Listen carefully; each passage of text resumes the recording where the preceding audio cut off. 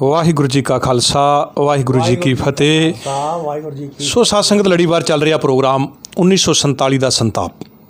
1947 ਦੇ ਸੰਤਾਪ ਪ੍ਰੋਗਰਾਮ ਦੇ ਤਹਿਤ ਜਿਹੜੇ ਸਾਡੇ ਬਜ਼ੁਰਗ ਜਿਨ੍ਹਾਂ ਨੇ 1947 ਦੇ ਵਿੱਚ ਆਪਣੇ ਦਾਦੇ ਪੜਦਾਦਿਆਂ ਦੀ ਧਰਤੀ, ਆਪਣੀ ਜਨਮ ਭੂਮੀ, ਜਿਸ ਧਰਤੀ ਦੇ ਵਿੱਚ ਉਹਨਾਂ ਦਾ ਜਨਮ ਹੋਇਆ, ਜਿਸ ਧਰਤੀ ਤੋਂ ਇਹਨਾਂ ਦੇ ਜੀਵਨ ਦੀ ਸ਼ੁਰੂਆਤ ਹੋਈ, ਇਸ 1947 ਦੇ ਸੰਤਾਪ ਦੇ ਵਿੱਚ ਜਿੱਥੇ ਇਹਨਾਂ ਨੇ ਆਪਣੇ ਦਾਦੇ ਪੜਦਾਦਿਆਂ ਦੀ ਉਸ ਧਰਤੀ ਨੂੰ ਛੱਡਿਆ, ਉਸ ਤੋਂ ਬਾਅਦ ਇਸ ਦੇਸ਼ ਦੇ ਵਿੱਚ ਆ ਕੇ ਨਵੇਂ ਸਿਰਿਓਂ ਉਹਨਾਂ ਨੇ ਆਪਣਾ ਰਹਿਣ ਵਸੇਰਾ ਕੀਤਾ ਹੈ।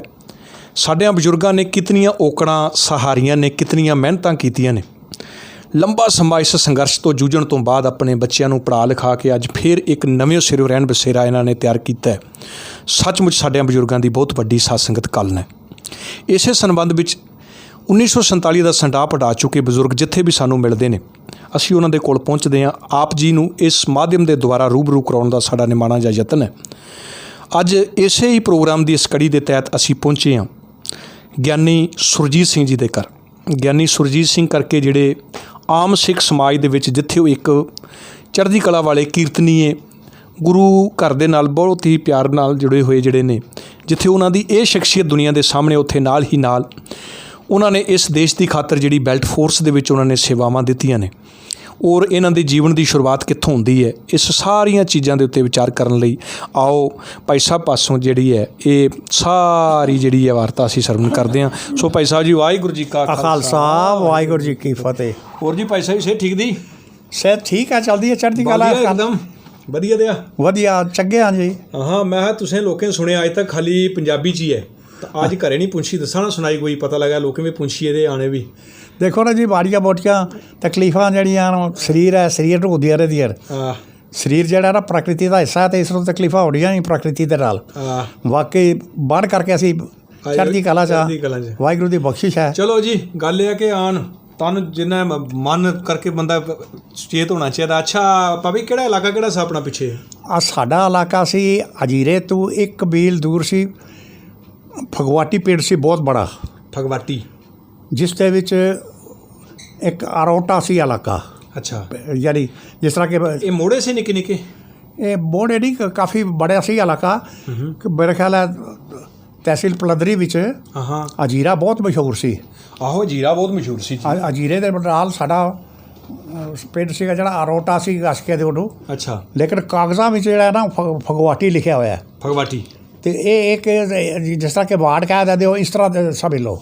ਅੱਛਾ, ਉਧਰ ਬੋੜਾ ਕਹਿੰਦੇ ਸੀ, ਪਰ ਸਾਡੇ ਬੋੜੇ ਨਹੀਂ ਸੀ ਕਹਿੰਦੇ। ਸਾਡੇ ਕਹਿੰਦੇ ਸੀ ਕਿ ਭਾਈ ਇਹ ਜਿਹੜੇ ਸਾਡੇ ਉਸ ਅਰੋਟੇ ਦੇ ਸੀਗੇ ਸਿੱਖਾਂ ਦੇ ਗੱਲ ਘਰ, ਇੱਕ ਨੂੰ ਕਹਿੰਦੇ ਸੀ ਚੌਕੀਆਂ ਵਾਲੇ। ਚੌਕੀਆਂ ਵਾਲੇ? ਹਾਂ। ਅੱਛਾ ਅੱਛਾ। ਅਤੇ ਇੱਕ ਨੂੰ ਕਹਿੰਦੇ ਸੀ ਬਾਂਡੀਆਂ ਵਾਲੇ। ਇਹ ਕੀ ਹੋਇਆ ਜੀ, ਚੌਕੀਆਂ ਵਾਲਾ ਹੋਇਆ ਤਾਂ ਬਾਂਡੀਆਂ ਵਾਲਾ ਹੋਇਆ? ਇਹ ਕੋਈ ਚੌਕੀ ਵਾਲੇ ਉੱਪਰ ਸੀਗੇ ਜ਼ਰਾ। ਹਾਂ, ਅੱਛਾ ਅੱਛਾ, ਉੱਪਰ ਜਿਹੜੇ ਪਹਾੜੇ ਉੱਪਰ। ਹਾਂ, ਅਤੇ ਜਿਹੜੇ ਬਾਂਡੀਆਂ ਵਾਲੇ ਉਹਨਾਂ ਨੂੰ ਕਿਸੇ ਵੇਲੇ ਕਿਸੇ ਜਿਹੜੇ ਇੱਧਰ ਦੇ ਜ਼ਿਮੀਂਦਾਰ ਸੀ, ਉਹਨਾਂ ਦੀਆਂ ਬਾਂਡੀਆਂ ਸੀ ਉੱਥੇ, ਬਾਜ਼ਾਂ ਪਰਿਵਾਰ ਵੱਧ ਗਏ। ਅੱਛਾ ਅੱਛਾ। ਅਤੇ ਉਹਨਾਂ ਨੇ ਉੱਥੇ ਬਾਂਡੀਆਂ ਬਣਾ, ਉੱਥੇ ਮਕਾਨ ਬਣਾ ਲਏ। ਉਹ ਨਾ ਬਾਂਡੀਆਂ ਵਾਲੇ। ਵਾਹ ਜੀ ਵਾਹ। ਇਹ ਅੱਜ ਵੀ ਪੰਜਾਬ 'ਚ ਜਾਂ ਸਾਡੇ ਸਮਾਜ 'ਚ ਅੱਜ ਵੀ ਹੈ ਕਿ ਘਰ ਕਿਸੇ ਪਾਸੇ ਹੈ ਤਾਂ ਬਾਂਡੀ ਕਿਸੇ ਪਾਸੇ ਹੈ। ਆਮ ਲਫ਼ਜ਼ ਵਰਤਨੇ, ਇਹ ਘਰ ਤੇ ਉਹ ਹਵੇਲੀ। ਹਾਂ, ਹਵੇਲੀ। ਹਾਂਜੀ ਹਾਂਜੀ। ਹਾਂ। ਅੱਛਾ, ਉਹ ਬਾਂਡੀਆਂ ਜਿੱਥੇ ਸਨ ਉੱਥੇ ਜਿਹਨਾਂ ਮਕਾਨ ਬਣਾਏ ਉਹ ਬਾਂਡੀਆਂ ਵਾਲੇ ਹੋ ਗਏ। ਉਹ ਬਾਂਡੀਆਂ ਵਾਲੇ। ਉਹਦੇ 'ਚ ਕਾਫੀ ਸਰਦਾਰ ਸੀ ਰਹਿੰਦੇ, ਜਿਹਦਾ ਕਿ ਮੁਨਸ਼ੀ ਪੂਰਨ ਸਿੰਘ ਤੁਹਾਡੇ ਰਾਵਲੇਕੋਟ ਤੋਂ ਵੀ ਵਿਆਹਿਆ ਹੋਇਆ ਸੀਗਾ। ਉਹ ਬਾਂਡੀਆਂ ਹੀ ਰਹਿੰਦੇ ਸੀਗੇ। ਔਰ ਦਿੱਲੀ ਸਰਦਾਰ ਕਿਰਪਾਲ ਸਿੰਘ, ਸਰਦਾਰ ਬੋੜ ਸਿੰਘ, ਇਹ ਸਾਰੇ ਜਿਹੜੇ ਸੀ ਬਾਂਡੀਆਂ ਵਾਲੇ ਘੁਆਦੇ ਸੀਗੇ। ਅੱਛਾ।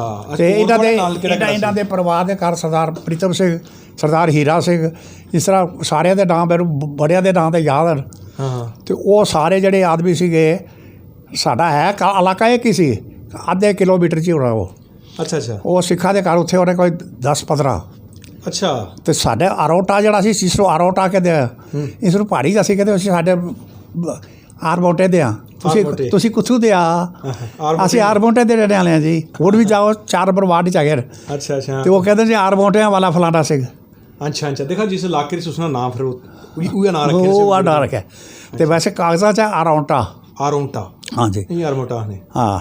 ਅਤੇ ਉਹਦੇ ਵਿੱਚ ਸਾਡੇ ਸਿੱਖਾਂ ਦੇ ਘਰ ਹੈ ਸੀ 20-25 ਘਰ ਸਿੱਖਾਂ ਦੇ। ਅੱਛਾ। ਦੂਏ ਘਰ ਵੀ ਐਸੇ ਨਹੀਂ, ਹਿੰਦੂਏ ਨੇ ਅਤੇ ਮੁਸਲਮਾਨ ਨੇ ਵੀ ਥੇ ਸੀ?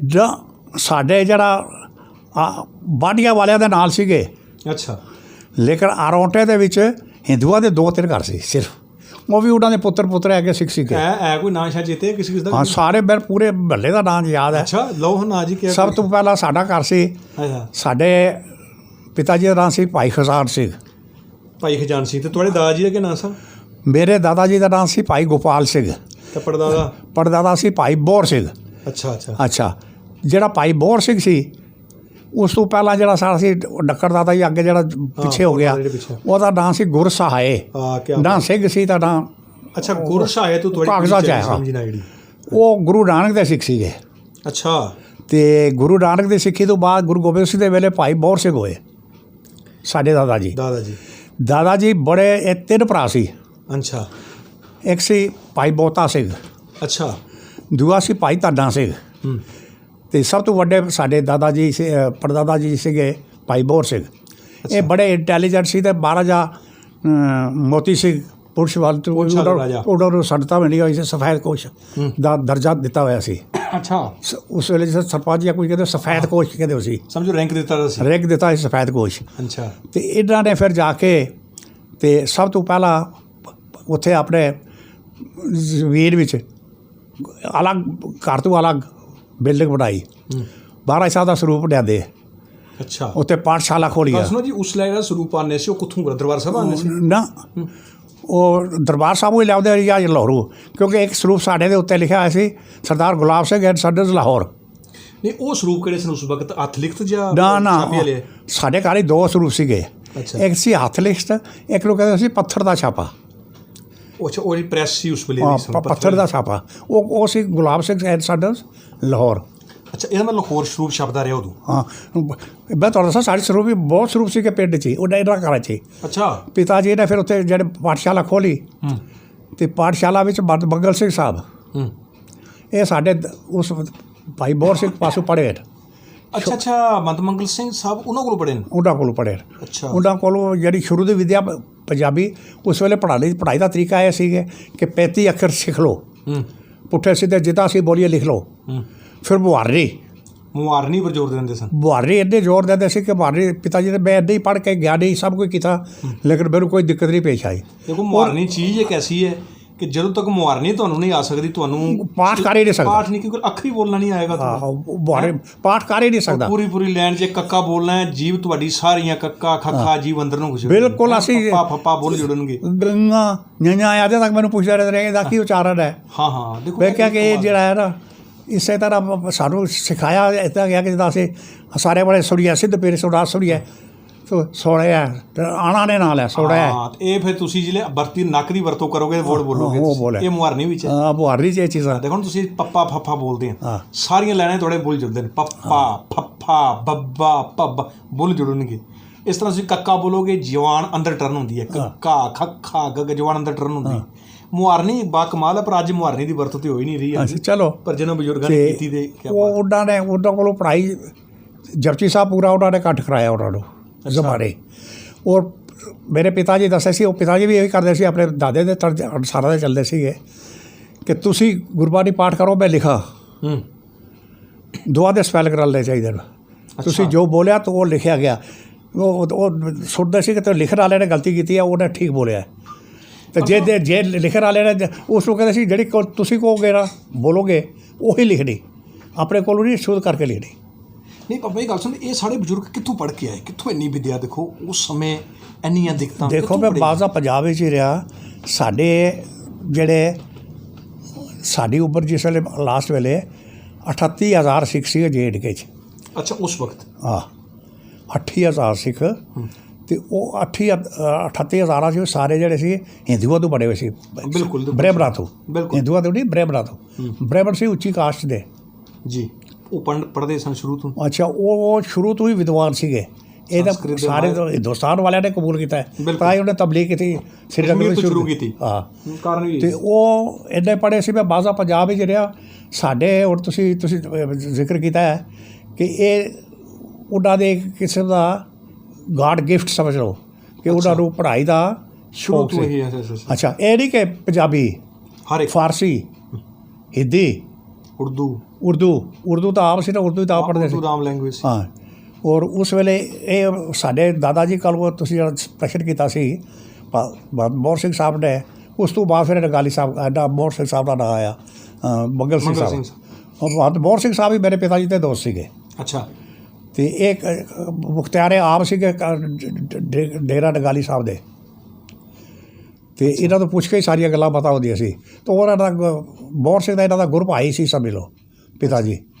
ਅਤੇ ਇਹ ਸਾਡਾ ਵਾਜ਼ਾ ਕੋਡ ਵੀ ਬਣ ਗਿਆ ਸੀ ਕਿਉਂਕਿ ਇਹਨਾਂ ਦੀ ਭਤੀਜੀ ਜਿਹੜੀ ਸੀ ਮੇਰੇ ਵੱਡੇ ਭਾਈ ਸਾਹਿਬ ਨਾਲ ਉਹਦੀ ਸ਼ਾਦੀ ਹੋਈ ਸੀ। ਰਿਸ਼ਤੇਦਾਰੀ। ਬਾਬਾ ਜੀ ਚਲੋ ਇਸ ਤੋਂ ਬਾਅਦ ਜਿਹੜਾ ਤੁਹਾਡਾ ਪਿੰਡ ਸੀ ਜਿੱਥੇ ਤੇ ਤੁਹਾਡੀ ਇਹ ਸਾਡੀ ਧਾਰਮਿਕ ਐਜੂਕੇਸ਼ਨ ਦਾ ਇੰਨਾ ਵਧੀਆ ਬੰਦੋਬਸਤ ਸੀ, ਉੱਥੇ ਦੁਬਾਰਾ ਸਕੂਲ ਵੀ ਐਸੀ ਕੋਈ? ਮੈਂ ਦੱਸਦਾ ਨਾ ਤੁਹਾਨੂੰ, ਜਿਹੜੀ ਧਾਰਮਿਕ ਵਿੱਦਿਆ ਸੀ ਨਾ ਉਸ ਵੇਲੇ ਜਿਸ ਤਰ੍ਹਾਂ ਪੜ੍ਹਨਾ ਪੰਜਾਬੀ ਉਹ ਇਸੇ ਪਾਠਸ਼ਾਲਾ 'ਚ ਵੀ ਪੜ੍ਹਦੇ ਸੀ। ਇੱਥੇ ਪਾਠਸ਼ਾਲਾ 'ਚ ਲਿਖਾ ਕੇ ਇੱਦਾਂ ਕਰਦੇ ਸੀ ਕਿ ਬਹੁਤ ਐਕਸਪਰਟ ਪੜ੍ਹਾ ਦਿੰਦੇ ਸੀ। ਅੱਛਾ, ਉਸ ਵਕਤ ਇਹਨੂੰ ਪਾਠਸ਼ਾਲਾ ਕਹਿੰਦੇ ਸਨ? ਪਾਠਸ਼ਾਲਾ। ਗੁਰਦੁਆਰਾ ਸਾਹਿਬ ਨੂੰ ਧਰਮਸ਼ਾਲਾ ਕਹਿੰਦੇ ਸਨ? ਧਰਮਸ਼ਾਲਾ ਜੀ ਪਾਠਸ਼ਾਲਾ ਹੁੰਦੀ ਸੀ। ਅੱਛਾ, ਕਿਉਂਕਿ ਆਮ ਬਜ਼ੁਰਗਾਂ ਕੋਲ ਸੁਣਿਆ ਗਿਆ ਕਈ ਜਗ੍ਹਾ ਧਰਮਸ਼ਾਲਾ ਸੀ। ਜਿਹੜਾ ਸ਼ੁਰੂ 'ਚ ਸਾਡੇ ਜਿਹੜੇ ਦਾਦਾ ਦੱਸਿਆ ਉਹਨਾਂ ਨੇ ਉਹ ਬਣਾ ਕੇ ਤੇ ਪਾਠਸ਼ਾਲਾ ਯਾਨੀ ਧਰਮਸ਼ਾਲਾ ਹੀ ਬਣਾ ਕੇ ਗੁਰੂ ਗ੍ਰੰਥ ਸਾਹਿਬ ਦਾ ਸਿਰ ਲਿਆਂਦਾ। ਅੱਛਾ। ਗੁਰੂ ਗ੍ਰੰਥ ਸਾਹਿਬ ਬਾਜ਼ਾ ਬਣਾ ਕੇ ਗੁਰਦੁਆਰਾ ਗੁਰੂ ਗ੍ਰੰਥ ਸਾਹਿਬ ਲਿਆਂਦਾ। ਉਸ ਤੋਂ ਬਾਅਦ ਫਿਰ ਸਾਡੇ ਪਿੰਡ 'ਚ 20-25 ਘਰਾਂ 'ਚ 4 ਗੁਰੂ ਗ੍ਰੰਥ ਸਾਹਿਬ ਦੇ ਸਰੂਪ ਸੀਗੇ। 20-25 ਘਰਾਂ ਸਾਤੂ ਅਲਾਵਾ। ਮਤਲਬ ਕਿ ਉਹ ਗੁਰਦੁਆਰਾ ਸਾਹਿਬ ਨਹੀਂ ਬਲਕਿ ਆਪਣੇ ਘਰ ਵਿੱਚ ਬੈਠ ਕੇ ਆਪਣੇ ਘਰ ਸਾਡਾ ਵੀ ਬਾਜ਼ਾ ਆਪਣੇ ਘਰ। ਉਹ ਇਹਨਾਂ ਨੇ ਸਾਡੇ ਜਿਹੜੇ ਦਾਦਾ ਜੀ ਸੀਗੇ ਮੋਹਰ ਸਿੰਘ, ਉਹਨਾਂ ਨੇ ਸੇਵਾ ਕੀਤੀ ਸੀ ਸਾਰੀ, ਤਾਂ ਹੀ ਉਹਨਾਂ ਨੂੰ ਸਰਟੀਫਿਕੇਟ ਮਿਲੇ ਹੋਏ ਨੇ। ਦੇਖੋ ਕਿ ਕੁਛ ਨਹੀਂ ਲੈਣਾ। ਕਿਆ ਕਮਾਲ ਦੀ ਬਜ਼ੁਰਗਾਂ ਦੀ ਸੋਚ ਨਹੀਂ।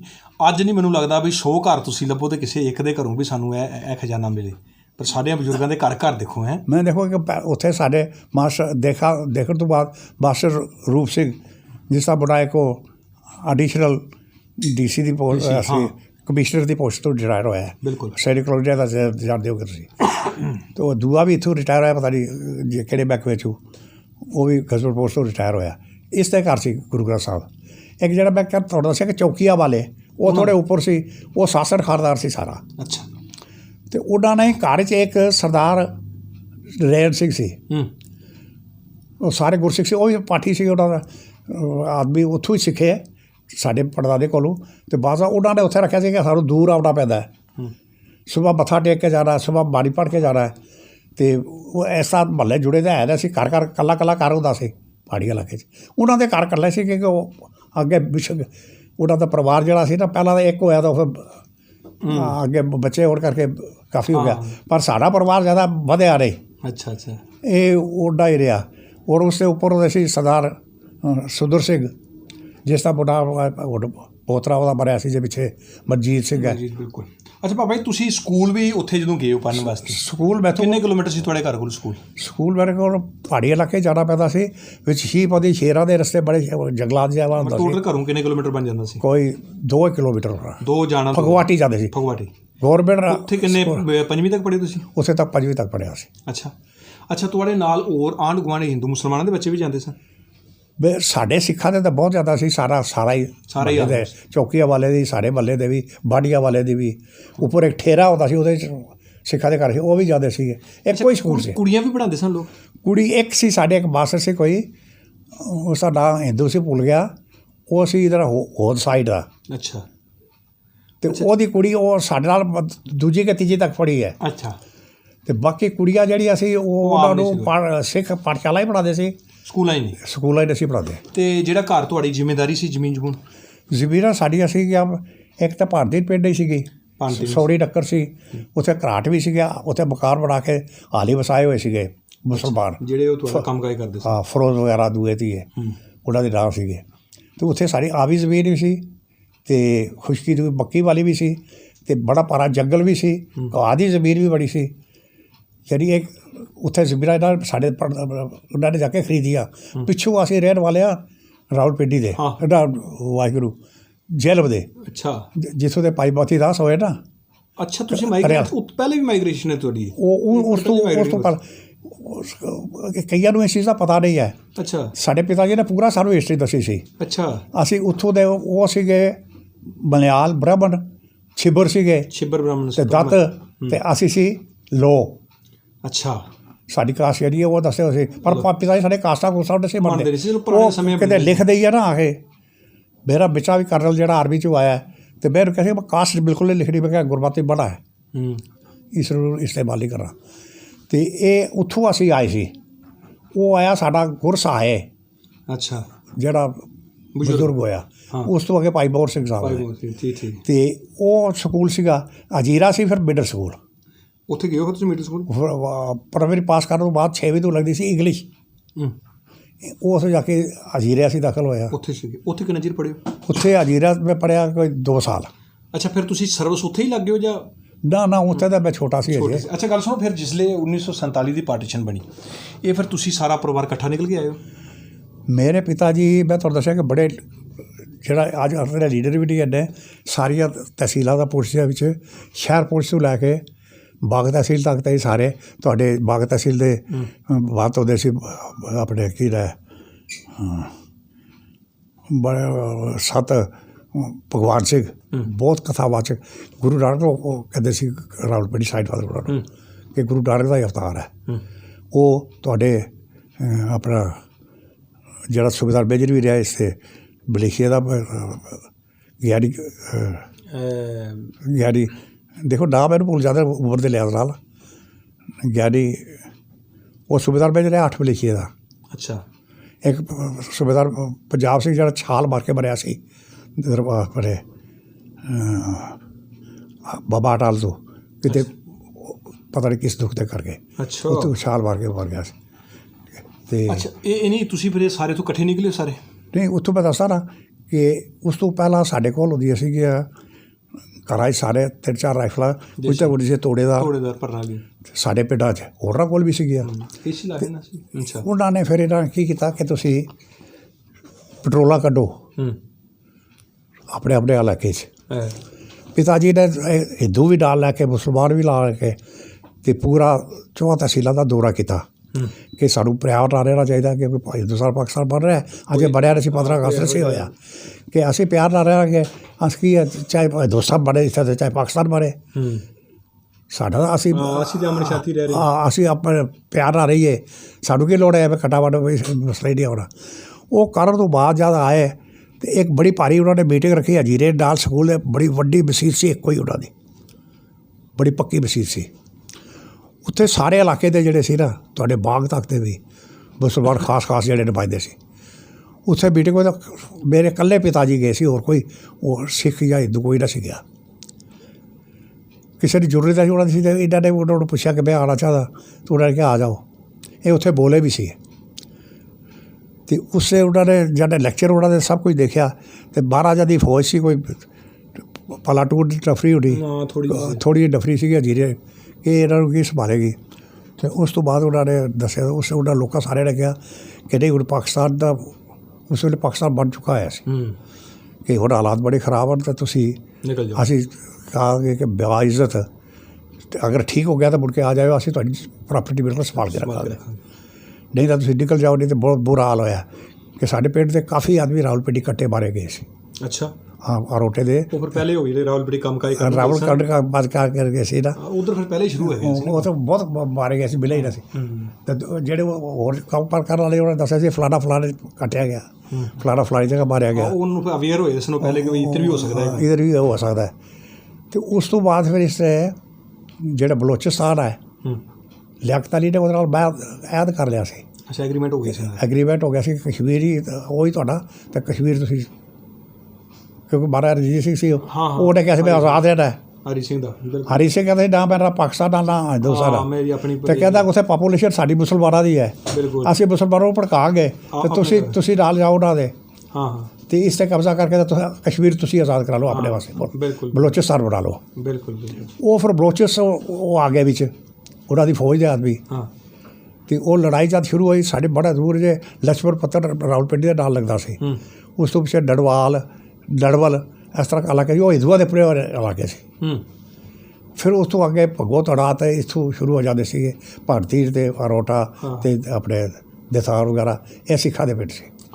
ਉੱਧਰੋਂ ਫਿਰ ਵੱਧਦੇ ਜਦ ਆ ਰਹੇ ਸੀ ਕਰਦੇ ਕਟਾਮਾਰ ਤੱਕ ਸਾੜਨ ਪੁਕਾਰਾਂ ਨੂੰ ਸਾੜਦੇ ਆ ਰਹੇ, ਅਤੇ ਫਿਰ ਸਾਡੇ ਭਰਾ ਵੀ 2 ਮੇਰੇ ਇੱਥੋਂ ਜਿਹੜੇ ਬੜੇ ਸੀਗੇ, ਉਹ ਜਵਾਨ ਇੱਕ 18 ਸਾਲ ਦਾ ਸੀ, ਇੱਕ 21-22 ਸਾਲ ਦਾ ਸੀ, ਉਹ ਰਾਈਫਲਾਂ ਲੈ ਕੇ ਫਿਰ ਅੱਗੇ ਜਾ ਕੇ ਉਹਨਾਂ ਨੂੰ ਰੋਕਣ ਵਾਸਤੇ ਗਏ। ਜਿਹੜੀ ਉਹ ਇਕੱਲੇ ਨਹੀਂ, ਸਾਰੇ ਆਦਮੀ ਸਿੱਖਾਂ ਦੇ ਮਿਲ ਕੇ ਜਿਨ੍ਹਾਂ ਕੋਲ ਰਾਈਫਲਾਂ ਰੂਲ ਹਥਿਆਰ ਲੈ ਕੇ ਅਸੀਂ ਮਤਲਬ ਉਹਨਾਂ ਦਾ ਮੁਕਾਬਲਾ ਕਰਾਂਗੇ, ਕਿਉਂਕਿ ਮੁਸਲਮਾਨ ਉੱਥੇ ਬਹੁਤ ਗਰੀਬ ਸੀਗੇ, ਸਾਡੇ ਲੋਕੀ ਬਹੁਤ ਸੌਖੇ ਸੀ। ਜਿਹੜੇ ਸਾਡੇ ਪਿੰਡਾਂ ਦੇ ਕੋਲ, ਮੈਂ ਬਾਕੀ ਇਲਾਕੇ ਦੀ ਗੱਲ ਨਹੀਂ ਕਰਦਾ, ਉਹ ਐਡਾ ਸੌਖੇ ਸੀ ਕਿ ਸਾਡੇ ਘਰੋਂ ਕੰਮ ਫ੍ਰੀ ਕਰ ਜਾਂਦੇ ਸੀ। ਬਿਲਕੁਲ। ਮੇਰੇ ਪਿਤਾ ਜੀ ਨੇ ਪਹਿਲੇ, ਸਾਡਾ ਦਾਦਾ ਹੁੰਦਾ ਸੀ ਭਾਈ ਬੌਰ ਸਿੰਘ, ਸਾਡੇ ਸਕੇ ਦਾਦੇ ਦਾ ਭਰਾ ਦੂਸਰਾ, ਅਤੇ ਉਹਨਾਂ ਨੂੰ ਜਿਹੜਾ ਦਿੰਦਾ ਹੁੰਦਾ ਸੀ 150 ਆਏ ਤੇ ਅੱਧੀ ਦੇਣੀ, ਇੱਕ ਕੁਇੰਟਲ ਦੇਣੀ ਤੇ ਫਿਰ 1.5 ਲੈਣੀ ਜਾਂ ਦੇਣੀ ਦਾ ਸਵਾ ਕੁਇੰਟਲ ਲੈਣੀ, ਅਤੇ ਉਹ ਆ ਕੇ ਪਿਤਾ ਜੀ ਨੇ ਮਾਫ ਕਰਤਾ ਬਿਲਕੁਲ। ਉਹਨੇ ਕਿਹਾ ਕਿ ਗਰੀਬ ਅਸੀਂ ਜ਼ਰੂਰਤ ਹੀ ਨਹੀਂ। ਮੇਰਾ ਪਿਤਾ ਜੀ ਕਿਸੇ ਹੋਰ ਹੀ ਸਵਾਲ ਸੀ, ਉਹਦੀ ਡੈਥ ਹੋ ਗਈ ਨਾ, ਉਹਨਾਂ ਦੀ ਡੈਥ ਹੋ ਗਈ, ਤਾਂ ਉਸ ਤੋਂ ਬਾਅਦ ਸਾਡੇ ਦਾਦਾ ਜੀ ਵੀ ਬੜੇ ਨੇਕ ਸੁਭਾਅ ਦੇ ਸੀ।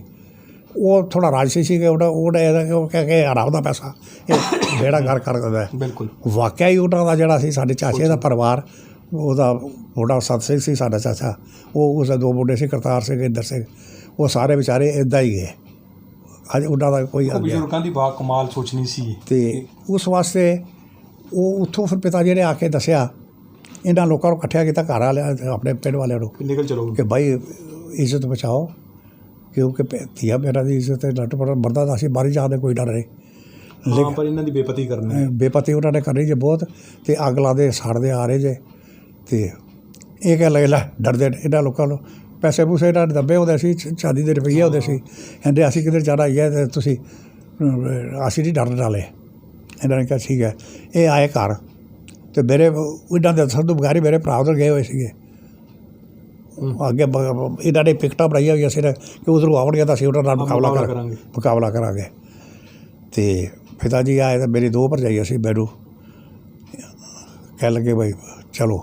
ਪਿਤਾ ਜੀ ਸਾਰੇ ਹਕਮਤ ਦਾ ਕੰਮ ਕਰਦੇ ਸੀਗੇ, ਹਕੀਮੀ ਦਾ, ਉਹ ਦੋਈਆਂ ਅਸੀਂ ਕੁਛ ਉਹਨਾਂ ਨੇ ਕਿਹਾ, ਮੈਂ ਕਿਹਾ ਮੇਰਾ ਡੈਡੀ ਮੇਰਾ ਬੜੇ ਭਰਾ ਦੀ ਸ਼ਾਦੀ ਲੋਰੂ ਮੰਗਵਾਇਆ ਸੀ, ਬਾਟਾ ਦਾ ਬੂਟ, ਉਸ ਵੇਲੇ ਜੁੱਤੀਆਂ ਪਾਉਂਦੇ ਹੁੰਦੇ ਸੀ, ਪੂਲਾ ਨਹੀਂ ਜੁੱਤੀਆਂ ਸੀਗੀਆਂ, ਪਰ ਉਹਨਾਂ ਦੇ ਸੀਗੀਆਂ ਜਿਹਦੇ ਲੋਕਲ ਬਣਾਉਂਦੇ ਬੋਚੀਆਂ ਦੀਆਂ ਜੁੱਤੀਆਂ। ਅਤੇ ਮੈਂ ਕਹਿੰਦਾ ਨਹੀਂ ਇਹ ਜੁੱਤੀ ਤੈਨੂੰ ਲੱਗੇਗੀ ਨਹੀਂ, ਬੂਟ ਪਾਏਗਾ ਪੈਰ ਨੂੰ ਕੱਟੇਗਾ ਹੀ, ਬਿਲਕੁਲ ਛੱਡ ਦੇ।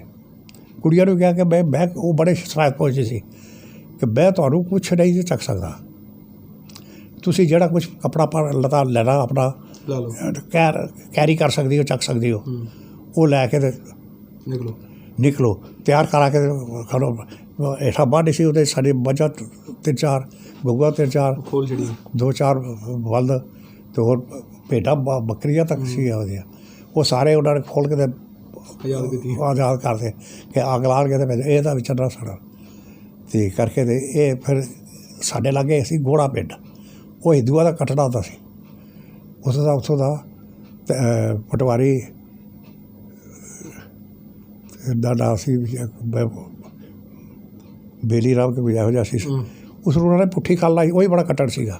ਸੁਣਿਆ ਖੱਲ ਆਈ ਗਈ ਸੀ ਉਹਦੀ ਖੱਲ ਆਈ ਸੀ ਦੇਵੀ ਗਲੀ, ਪੁੱਠਾ ਲਟਕਾ ਕੇ ਉਹਦੀ ਖੱਲ ਆਈ ਸਾਰੀ।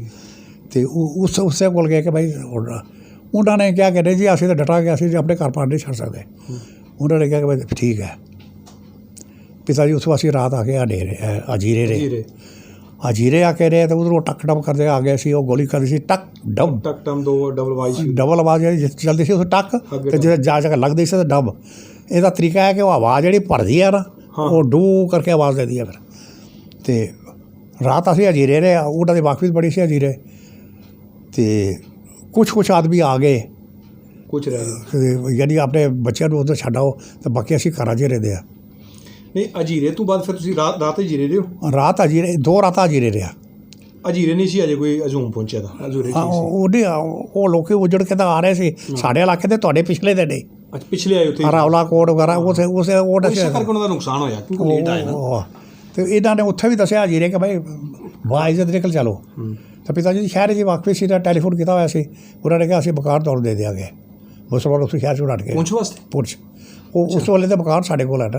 ਅੱਛਾ, ਤੁਸੀਂ ਲੈ ਪਹੁੰਚੋ ਕਿ ਤੁਹਾਨੂੰ ਮਕਾਨ ਮਿਲਿਆ ਪੂਰਾ? ਹਾਂ, ਇੱਥੇ ਪਹਿਲੇ ਉਹ ਖੱਤਰੀ ਜਿਹੜੇ ਸੀ ਨਾ, ਸ਼ਗਰ ਸਿੰਘ ਤੇ ਦੂਏ ਜਿਹੜੇ ਸੁਨਿਆਰੇ ਖੱਤਰੀ, ਸਤ ਸਿੰਘ ਦਰੋਗਾ ਵਗੈਰਾ ਪੁਲਿਸ ਦੇ ਬੜੇ ਮਸ਼ਹੂਰ, ਉਹ ਪਿਤਾ ਜੀ ਦੇ ਬੜੇ ਦੋਸਤ। ਉਹਨਾਂ ਨੇ ਕਿਹਾ ਤੁਸੀਂ ਫਿਕਰ ਹੀ ਨਾ ਕਰੋ, ਤੁਸੀਂ ਪਹੁੰਚੋ, ਬਸ ਤੁਸੀਂ ਪਹੁੰਚੋ। ਕਿੰਨੇ ਦਿਨ ਪਹੁੰਚੇ ਤੁਸੀਂ? ਫਿਰ ਅਸੀਂ ਉੱਥੋਂ ਚਲੇ ਨਾ ਹਜੀਰਿਓ, ਅਤੇ ਦੁਬਾਰਾ ਦੀ ਤਾਂ ਹਜੀਰੇ ਦੇ ਦਰਮਿਆਨ ਉਹ ਪਹੁੰਚ ਕੇ ਪਹਾੜੀਆਂ ਤੋਂ ਇੱਧਰੋਂ ਇਹ ਫਾਇਰ ਕਰਦੇ ਸੀ ਮੇਰੇ ਭਰਾ। ਇਹ ਉੱਚੀਆਂ ਪਹਾੜੀਆਂ ਦੇ ਸੀ, ਅਸੀਂ ਬੈਠਾ ਸੜਕ ਸੀ ਕੱਚੀ ਪੁਲਿਸ ਤੱਕ, ਤੇ ਟਾਂਗੇ ਟੂਕੇ ਚੱਲਦੇ ਸੀ, ਪਰ ਟਾਂਗੇ ਉਸ ਵੇਲੇ ਕੋਈ ਨਾ ਸੀ। ਤੇ ਅਸੀਂ ਚੱਲਦੇ ਆਏ ਸੀ ਤੇ ਫਿਰ ਇੱਕ ਗੋਲੀ ਆ ਕੇ ਲੱਗੀ ਮੇਰੇ ਚਾਚੇ ਨੇ। ਅੱਛਾ। ਪਾਟੇ ਵਾਲਾ ਕੇਸ ਤੋਂ ਨਿਕਲ ਗਈ। ਉਹਨੇ ਮੇਰੇ ਭਰਾ ਦੀ ਵੱਡੇ ਦੀ ਕੁੜੀ ਚੱਕੀ ਹੋਈ ਸੀ ਤੇ ਮੈਂ ਭੱਜ ਕੇ ਗਿਆ। ਉਹ ਦੇਖਿਆ ਮੈਂ ਕਿਹਾ ਕੁੜੀ ਮਰ ਗਈ ਕਿ ਆਇਆ, ਤੇ ਚਾਚਾ ਘਰ ਮਰਿਆ ਨਹੀਂ। ਉਹਨੂੰ ਗੋਲੀ ਮੇਰੇ ਪਿਤਾ ਜੀ ਨੇ ਫੋੜ ਲਿਆ। ਉਹਨੇ ਇਹਨਾਂ ਦਾ ਰਸੂਖ ਬੜਾ ਸੀ, ਉੱਥੋਂ ਫਟਾਫਟ ਮਿਲਟਰੀ ਕੋਲ ਜਾ ਕੇ ਉਸ ਬਲਬ ਪੱਟੀ ਕਰਾਈ ਤੇ ਇਹਨਾਂ ਨੂੰ ਕਿਹਾ ਕਿ ਤੁਸੀਂ ਨਿਕਲ ਚਲੋ, ਮੈਂ ਇਸ ਨੂੰ ਲੈ ਕੇ ਮਗਰੋਂ ਆਵਾਂਗਾ ਭਰਾ ਨੂੰ। ਅਸੀਂ ਉੱਥੋਂ ਚੱਲ ਕੇ ਆਇਆ ਬਜ਼ਾਰਪੁਰ। ਬਜ਼ਾਰਪੁਰ ਆ ਕੇ ਤੇ ਫਿਰ ਅਸੀਂ ਤੇਤਰੀ ਰੋਡ 'ਤੇ ਇੱਥੋਂ ਪੈਦਲ ਨਿਕਲਦੇ ਹੋਏ ਰਾਤ ਨੂੰ ਕੋਈ 10-11 ਵਜੇ ਸ਼ਹਿਰ ਹੀ ਪਹੁੰਚ ਗਏ। ਗੱਲ ਸੁਣੋ, ਜਿਹੜੇ ਤੁਸੀਂ ਪਹੁੰਚੋ ਤੁਹਾਨੂੰ ਤੇ ਘਰ ਆਇਆ ਸੀ ਆਮ ਲੋਕ? ਨਹੀਂ ਅਜੇ ਘਰ ਰਿਹਾ ਸੀ। ਅਜੇ ਅਸੀਂ ਘਰਾਂ ਜਿਹਦਾ ਦੋਸਤ ਯਾਰ ਤੁਸੀਂ ਹੋ ਉਹਨਾਂ ਦੇ ਘਰ ਰਹੇ। ਫਿਰ ਪਿੱਛੋਂ ਪਿਤਾ ਜੀ ਵੀ ਆ ਗਏ ਤੇ ਉਹ ਤਾਂ ਕਹਿੰਦੇ ਸੀ ਕਿ ਇਹ ਤੁਹਾਡਾ ਘਰ ਹੀ ਹੈ। ਉਹ ਕਹਿੰਦੇ ਕਿ ਬਾਈ ਤੁਹਾਡਾ ਮੈਂ ਬਹੁਤ ਧੰਨਵਾਦ ਆ ਕਿ ਜਿਹੜਾ ਤੁਸੀਂ ਮੈਨੂੰ ਆਪਦਾ ਥਾਂ ਦੇ ਦਿੱਤੀ ਹੈ। ਤੇ ਉਹਨਾਂ ਨੇ ਫਿਰ ਜਿਹੜੇ ਮੁਸਲਮਾਨਾਂ ਦੇ ਛੱਡ ਕੇ ਗਏ ਹੋਏ ਸੀ ਨਾ ਘਰ, ਉਹ ਘਰ ਮੱਲੇ ਕੋਈ। ਹਾਂ। ਉੱਥੇ ਕਿੰਨਾ ਚਿਰ ਤੁਸੀਂ ਪਹੁੰਚੇ? ਉੱਥੇ ਪੁਲਿਸ ਦਾ ਉਹ ਘਰ ਅਜੇ ਤੱਕ ਇਹ ਸਾਡੇ ਕੋਲ ਹੀ ਹੈ। ਅੱਛਾ, ਅਜੇ ਤੱਕ ਮੇਰਾ ਭਰਾ ਰਿਹਾ ਹੈ। ਤੇ ਮੈਂ ਮਤਲਬ ਉਸ ਟਾਈਮ ਕੈਪਚਰ ਕੀਤੇ ਸੀ ਜਿਹੜੇ, ਤੇ ਇਹ ਬਾਈ ਤੁਹਾਡੇ ਨਾਮ ਹੋ ਗਏ ਫਿਰ? ਇਹ ਜਿਹੜੀ ਉਹ ਕਸਟੋਡੀਅਨ ਦੇ ਜਿਹੜੇ ਕਸਟੋਡੀਅਨ ਦੇ ਅਜੇ ਤੱਕ ਪਛਤਾ। ਅੱਛਾ, ਗੱਲ ਸੁਣੋ, ਇੱਥੇ ਬਜ਼ੁਰਗੋ ਬ੍ਰਿਗੇਡੀਅਰ ਪ੍ਰੀਤਮ ਸਿੰਘ ਜੀ ਜਿਹੜੇ ਸਨ ਉਹਨਾਂ ਦਾ ਕੀ ਰੋਲ ਸੀ? ਮਤਲਬ ਕਿਉਂਕਿ ਤੁਸੀਂ ਬੈਲਟ ਫੋਰਸ ਦੇ ਵੀ ਹੋ, ਤੁਸੀਂ ਲਾਹ ਵੀ ਸਾਰਾ ਜਾਣਦੇ ਹੋ। ਦੇਖੋ, ਇਹ ਜਿਹੜਾ ਸੀ ਨਾ ਵਿੱਚ ਗਦਾਰੀ ਇਹਨਾਂ ਨੇ ਅਫਸਰਾਂ ਨੇ ਵੀ ਕੀਤੀ, ਮਿਲਟਰੀ ਜਿਹੜੀ ਮੁਸਲਮਾਨ ਸੀਗੇ। ਅੱਛਾ। ਇਹ ਆਪ ਦੁਨੀਆ ਨੂੰ ਅਸੀਂ ਕਹਿ ਨਹੀਂ ਸਕਦੇ।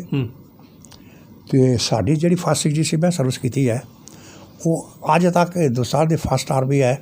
ਜਿੱਡੇ ਉਹਦੇ ਕੋਲ ਅਵਾਰਡ ਐਡੇ ਕਿਸੇ ਵਰਲਡ ਦੀ ਕਿਸੇ ਆਰਮੀ ਕੋਲ ਨਹੀਂ। ਕਿਹੜੀ ਸੀ ਤੁਹਾਡੀ? ਫਸਟ ਸਿੱਖ। ਹਾਂ, ਇਹ ਮਹਾਰਾਜਾ ਰਣਜੀਤ ਸਿੰਘ ਦੀ ਫੌਜ ਦੀ ਸੀ।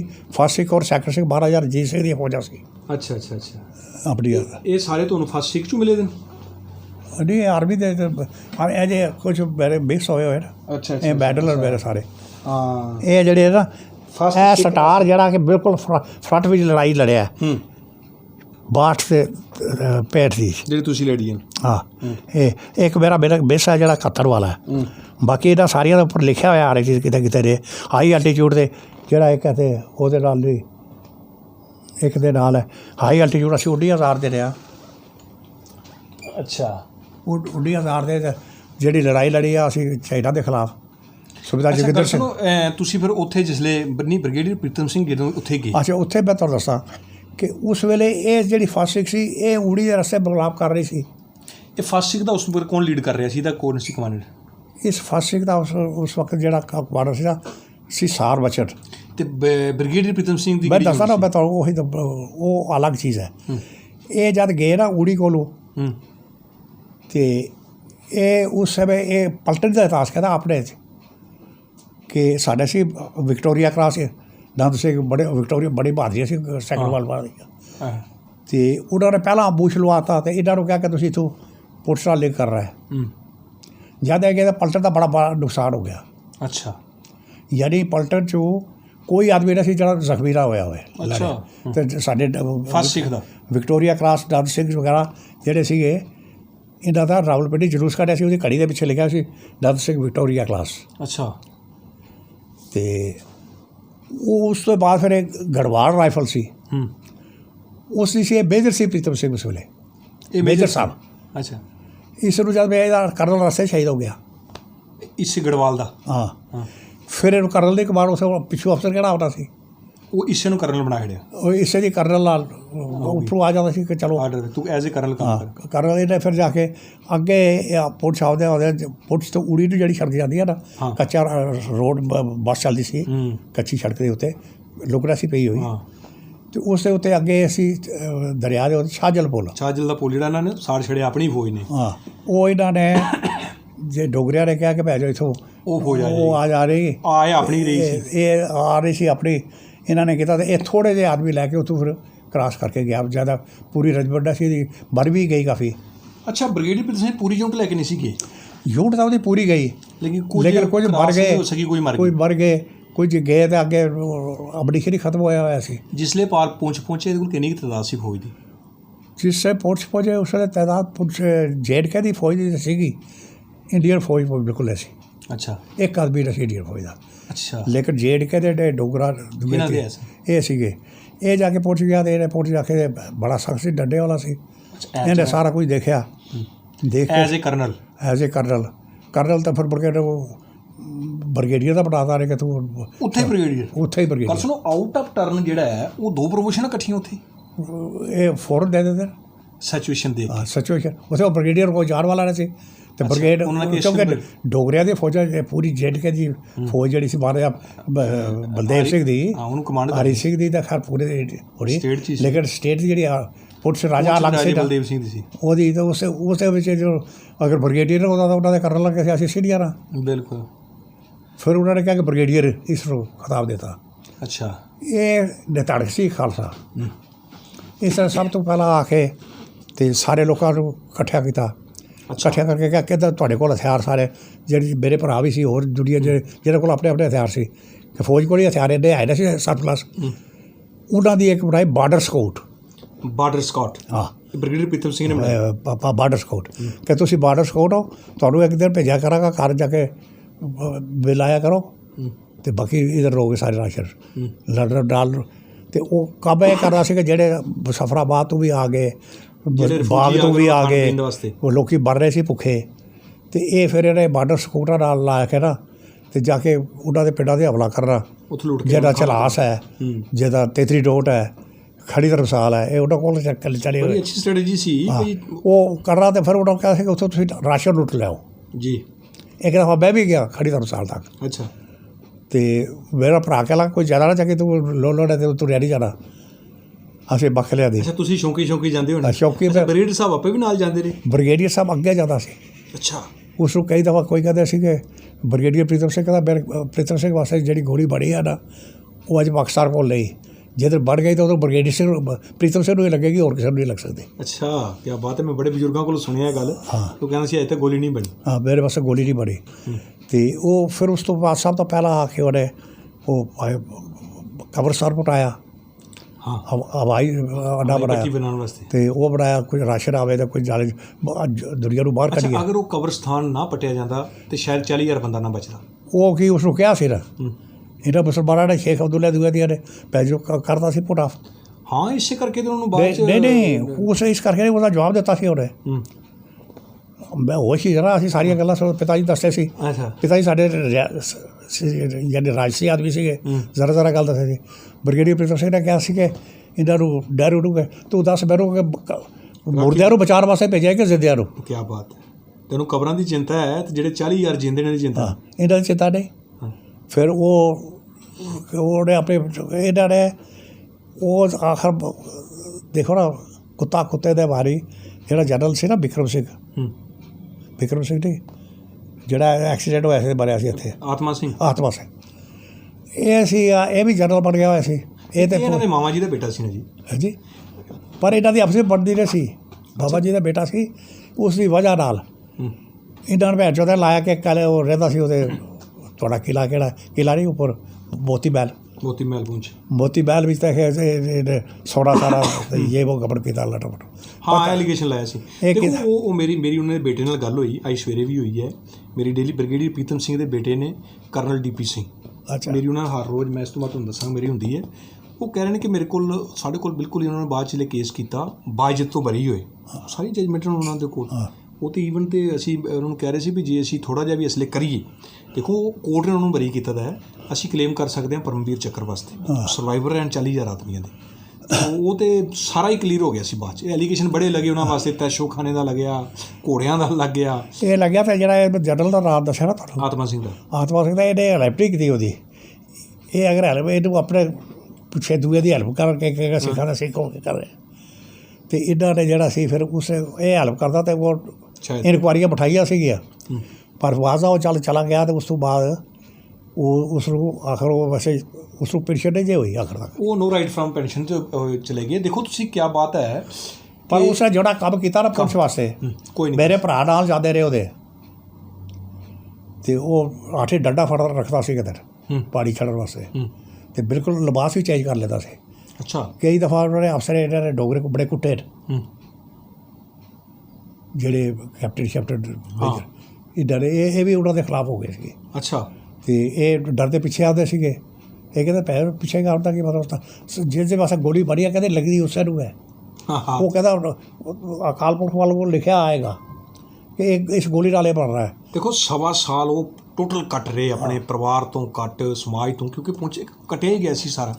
ਅੱਛਾ ਗੱਲ ਸੁਣੋ, ਉਸ ਤੋਂ ਬਾਅਦ ਜਿਹੜਾ ਇਹ ਇਲਾਕਾ ਸਾਰਾ, ਜਿਸ ਤਰ੍ਹਾਂ ਅੱਜ ਦਾ ਜਿਹੜਾ ਪ੍ਰੈਜ਼ੈਂਟ ਹੈ ਆਪਣਾ ਤੁਹਾਡਾ ਸੁਰੰਗ ਕੋਟ ਹੋ ਗਿਆ, ਇਹ ਏਰੀਆ ਸਾਰਾ ਕੈਪਚਰ ਕਰ ਗਏ ਸੀ ਮੈਂਡਰ ਮੁੰਡਰ ਨੂੰ। ਇਹ ਲਿਆਂਦਾ ਵੀ ਬਾਅਦ ਬ੍ਰਿਗੇਡੀਅਰ ਪ੍ਰੀਤਮ ਸਿੰਘ ਨੇ ਵਾਪਸ, ਇਸੇ ਦੀ ਕਮਾਂਡ ਦੇ ਵਿੱਚ ਛੋਟੇ ਛੋਟੇ ਇਲਾਕੇ ਪ੍ਰੀਤਮ ਸਿੰਘ ਨੇ ਲਿਆਦਾ। ਇਹ ਜਿਹੜਾ ਨਹਿਰੂ ਦੀ ਗਲਤੀ ਨਾਲ ਸਾਰਾ ਕਸ਼ਮੀਰ ਹੀ ਆਜ਼ਾਦ ਹੋ ਗਿਆ ਸੀ। ਉਧਰੋਂ ਰਜੌਰੀ ਵੱਲੋਂ ਹੋ ਗਿਆ ਸੀਗਾ। ਰਜੌਰੀ ਉਧਰੋਂ ਕੋਟਲੀ ਵੱਲੋਂ ਅਤੇ ਇੱਧਰੋਂ ਫਿਰ ਇਹ ਜਿਹੜਾ ਸੀ ਅਤੇ ਇਹਨੇ ਜਾ ਕੇ ਸੀਜ਼ ਫਾਇਰ ਦਾ ਪਖੜਾ ਪਿੱਟਿਆ। ਸੀਜ਼ ਫਾਇਰ ਕਰਕੇ ਕਈ ਕਾਫੀ ਇਲਾਕਾ ਲਿਆ ਹੋਇਆ ਦਿੱਤਾ ਕਿ ਬਾਰਡਰ ਲਾਈਨ ਬਣਾਉਣ ਵਾਸਤੇ ਕਿ ਪਹਾੜੀਆਂ ਚਾਹੀਦੀਆਂ ਸਾਡੇ ਕੋਲ, ਅਤੇ ਇਹ ਛੱਡ ਦਿਓ ਤਾਂ ਇਹ ਤੁਸੀਂ ਲੈ ਲਓ, ਇਹ ਲੈ ਲਓ। ਇਹ ਸਾਰਾ ਪ੍ਰੀਤਮ ਸਿੰਘ ਦੀ ਕਮਾਂਡ ਵਿੱਚ ਹੀ ਇਹ ਸੁਰਨਕੋਟ ਬੈਡਰ ਦੁਗਾਤੀ ਆ। ਇੱਧਰੋਂ ਫਿਰ ਜਿਹੜੀ ਰਜੌਰੀ ਵੱਲ ਫੌਜ ਗਈ, ਇਹਨਾਂ ਦਾ ਆਪਸ ਵਿੱਚ ਕਮਿਊਨੀਕੇਸ਼ਨ ਹੋਇਆ। ਫਿਰ ਤਾਂ ਹੋਰ ਫੌਜ ਹਿੰਦੁਸਤਾਨ ਦੀ ਵੀ ਚਲੀ ਗਈ ਨਾ। ਲੇਕਿਨ ਫਸਟ ਆਫ ਆਲ ਸੰਭਾਲਣ ਵਾਲੇ ਸੀ। ਅੱਛਾ ਬਜ਼ੁਰਗੋ, ਉਹ ਤਾਂ ਬਾਕਮਾਲ ਤੁਸੀਂ ਗੱਲਾਂ ਦੱਸੀਆਂ ਅਤੇ ਅਜੇ ਤੱਕ ਵੀ ਸਾਡੀ ਨੌਲੇਜ ਵੀ ਨਹੀਂ ਸਨ ਇਹਨਾਂ ਦੀ ਆਪਸੀ ਕਿਆ ਕਾਰਨ ਸੀ। ਅੱਛਾ, ਤੁਸੀਂ ਜਿਹੜੀ ਫੌਜ ਮੁੜ ਕੇ ਆ ਕੇ ਜੁਆਇਨ ਕੀਤੀ, ਤੁਸੀਂ ਉਹਦੇ ਵਿੱਚ ਐਜ਼ ਇਹਦੇ ਵਿੱਚ ਰਿਲੀਜੀਅਸ ਪ੍ਰੀਸਟ ਗਏ ਹੋ? ਨਹੀਂ, ਮੈਂ ਅੰਮ੍ਰਿਤਸਰ ਪਿਤਾ ਜੀ ਨਾਲ ਚਲਾ ਗਿਆ, ਦੱਸਿਆ ਤੁਹਾਨੂੰ। ਉੱਥੇ ਪੜ੍ਹਾਈ ਜਦ ਮੈਨੂੰ ਸਕੂਲ ਦਾ ਖਾਲ ਕਰਾਇਆ ਅਤੇ ਸਾਡੇ 7-8 ਸਾਲ ਦਾ ਤਾਂ ਵੈਸੇ ਕਰਦੇ ਸੀ। ਇੱਥੇ ਪਹਾੜੀ ਇਲਾਕੇ ਤੁਰ ਕੇ ਜਾਣਾ ਡਿੱਗਣਗੇ ਪਹਾੜ 'ਚ ਥੱਲੇ ਦੇ, ਇਸ ਕਰਕੇ ਕਰਦੇ 7 ਸਾਲ ਦਾ। ਜਾਂ ਜਿਸ ਘਰ ਦਾ ਬੱਚੇ 2-3 ਔਰ ਤਾਂ ਉਹ ਭਾਵੇਂ ਛੋਟੇ ਨੂੰ ਭੇਜਦੇ ਇਹ ਸੰਭਾਲ ਕੇ ਲੈ ਆਉਣ। ਅਤੇ ਮੈਂ ਤਾਂ ਇਕੱਲਾ ਹੀ ਸੀ। ਅਤੇ ਉੱਥੇ ਮੈਂ ਗਿਆ ਅਤੇ ਜਿਹੜੇ ਮੈਨੂੰ 8ਵੀਂ ਜਦ ਮੈਂ ਗਿਆ ਨਾ, ਅਤੇ ਮੇਰਾ ਇੰਨੇ ਬੱਚੇ ਅੰਮ੍ਰਿਤਸਰ, ਯਾਨੀ ਆਹੋ ਤੁਸੀਂ 7 ਸਾਲ ਦੇ ਦਾਖਲ ਹੁੰਦੇ ਸੋ, ਉੱਥੇ ਹੋਏ ਨੇ 2.5-3 ਸਾਲ ਦੇ, 3 ਸਾਲ। ਅਤੇ ਮੈਂ ਪਿਤਾ ਜੀ ਨੂੰ ਕਿਹਾ, ਮੈਂ ਕਿਹਾ ਦੂਜੇ ਦਿਨ ਮੇਰੇ ਸਕੂਲ ਹੀ ਜਾਣਾ। ਮੈਂ ਕਿਹਾ ਕਿ ਉਹ ਮੈਨੂੰ ਕਿਹਾ ਹੱਸਦੇ ਵੀ ਸੀ, ਮੈਨੂੰ ਦਾੜੀ ਵੀ ਆ ਗਈ ਸੀ। ਵੀ ਮੈਂ ਬਾੜੀ ਦਾੜੀ ਉਤਰਦੀ ਸੀ। ਅਤੇ ਮੈਂ ਕਿਹਾ ਪਿਤਾ ਜੀ ਮੈਂ ਨਹੀਂ ਜਾਣਾ ਸਕੂਲ। ਕਹਿੰਦਾ ਕੀ ਗੱਲ ਹੈ? ਕਿ ਮੈਂ ਕਿਹਾ ਇਹ ਗੱਲ ਹੈ। ਕਹਿੰਦਾ ਠੀਕ ਹੈ ਪਿੱਛੇ। ਉਹ ਫਿਰ ਉਹਨਾਂ ਨੇ ਮੈਨੂੰ ਗਿਆਨੀ ਕਰਾਈ। ਗਿਆਨੀ ਕਿਹੜੀ ਹੈ ਤੂੰ ਕੀਤੀ ਤੁਸੀਂ? ਅੰਮ੍ਰਿਤਸਰ ਤੋਂ। ਅੱਛਾ, ਫਿਰ ਮੈਂ ਇਹਨਾਂ ਕੋਲ ਪੜ੍ਹਿਆ, ਭਾਈ ਪ੍ਰਿੰਸੀਪਲ ਗੱਗਾ ਸਿੰਘ ਉਹਨਾਂ ਕੋਲ ਪੜ੍ਹਿਆ। ਅੱਛਾ, ਤੁਸੀਂ ਪ੍ਰਿੰਸੀਪਲ ਗੱਗਾ ਸਿੰਘ ਕੋਲ ਪੜ੍ਹੇ? ਹਾਂਜੀ, ਉਹਨਾਂ ਦੇ ਸ਼ਾਗਿਰਦ। ਅਤੇ ਉਹ ਸਾਡੇ ਸਿੱਖ ਮਿਸ਼ਨਰੀ ਕਾਲਜ ਦੇ ਸੀ ਨਾ। ਅਤੇ ਉਸ ਤੋਂ ਬਾਅਦ ਕਿਉਂਕਿ ਪਿਤਾ ਜੀ ਮੇਰਿਆਂ ਦੀ, ਮੈਂ ਤਾਂ ਗੱਲ ਭੁੱਲ ਗਿਆ, ਸਰਦਾਰ ਸੁੰਦਰ ਸਿੰਘ ਮਜੀਠੀਆ, ਉਹ ਜਿਸ ਵੇਲੇ ਪਿਤਾ ਜੀ ਅੰਮ੍ਰਿਤਸਰ ਆ ਕੇ ਪੜ੍ਹੇ ਨਾ ਆਪਣੇ ਦਾਦਿਆਂ ਕੋਲ, ਜਿਹੜੇ ਉੱਥੇ ਡੇਰੇ ਸੀ, ਅਤੇ ਉਹ ਉਹਨਾਂ ਦਾ ਬੜਾ ਖਾਸ ਮਿੱਤਰ ਸੀ।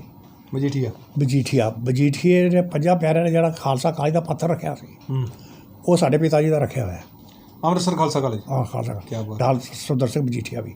ਅੱਛਾ, ਕਿ ਉਹ ਉਹਨਾਂ ਦੇ ਬੜੇ ਸੀ, ਅਤੇ ਉਹਨਾਂ ਨੇ ਉਸ ਵੇਲੇ ਕੰਮ ਬੜੇ ਕਰਾਏ ਆਪਣੇ JNK ਦੇ ਜਿਹੜੇ ਸੀ ਨਾ, ਖਾਸ ਕਰਕੇ ਜਿਹਦਾ ਬਾਦ ਸੀਗੇ ਬੜੇ ਬਚਿੱਤਰ ਸਿੰਘ ਸਾਹਿਬ। ਅਤੇ ਇਹਨਾਂ ਵਾਸਤੇ ਇਹ ਬਾਦ ਸਾਹਿਬ ਨੇ ਮੈਨੂੰ ਆਪ ਕਿਹਾ ਸੀ, ਬੜਿਆਂ ਨੇ, ਕਿ ਮੈਂ ਕਿਹਾ ਕਿ ਮੈਂ ਦਾਖਲ ਹੋਣਾ ਚਾਹੁੰਦਾ ਮਿਸ਼ਨਰੀ ਕਾਲਜ 'ਚ।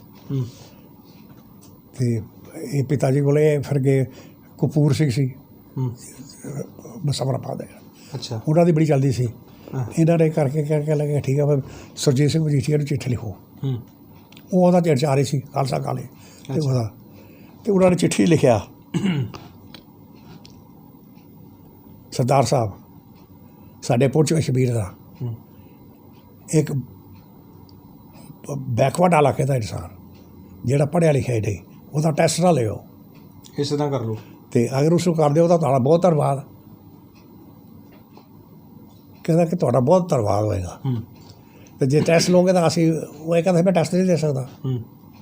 ਅਤੇ ਕਹਿੰਦਾ ਕਿ ਬਹੁਤ ਬੈਕਵਰਡ ਇਲਾਕੇ ਦਾ ਆਦਮੀ ਹੈ, ਅਤੇ ਤੁਸੀਂ ਕਹਿੰਦੇ ਕਿ ਮਨੁੱਖਤਾ ਦੀ ਮਦਦ ਕਰ ਰਹੀ ਹੈ, ਅਤੇ ਇਸ ਦੇ ਟੈਸਟ ਨਹੀਂ ਲੈਣਾ। ਇਹ ਕਹਿੰਦੇ ਕਿ ਉਹ ਚਿੱਠੀ ਵੱਧ ਲਿਫਾਫੇ ਨੇ, ਕਹਿੰਦੇ ਮੈਂ ਅਗਰ ਅਸੀਂ ਖੋਲ੍ਹ ਕੇ ਪੜ੍ਹੀ,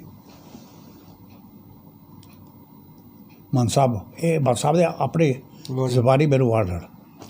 ਅਤੇ ਕਹਿੰਦਾ ਉਹਦੇ ਮੈਂ ਪੜ੍ਹਿਆ, ਅਤੇ ਮੈਂ ਕਿਹਾ ਕਿ ਇਹ ਮੇਰੀ ਚੰਗੀ ਸਿਫਾਰਿਸ਼ ਇਹਨਾਂ ਨੇ ਕੀਤੀ।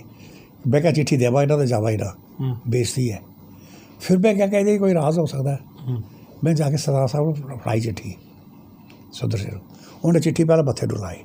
ਅੱਛਾ, ਉਹਨਾਂ ਦੇ ਤਰਫੋਂ ਚਿੱਠੀ ਕਿ ਖਾਲਸੇ ਨੇ ਮੈਨੂੰ ਯਾਦ ਕੀਤਾ। ਉਹ ਉਸ ਦੀ ਬੜੀ ਚੱਲਦੀ ਸੀ।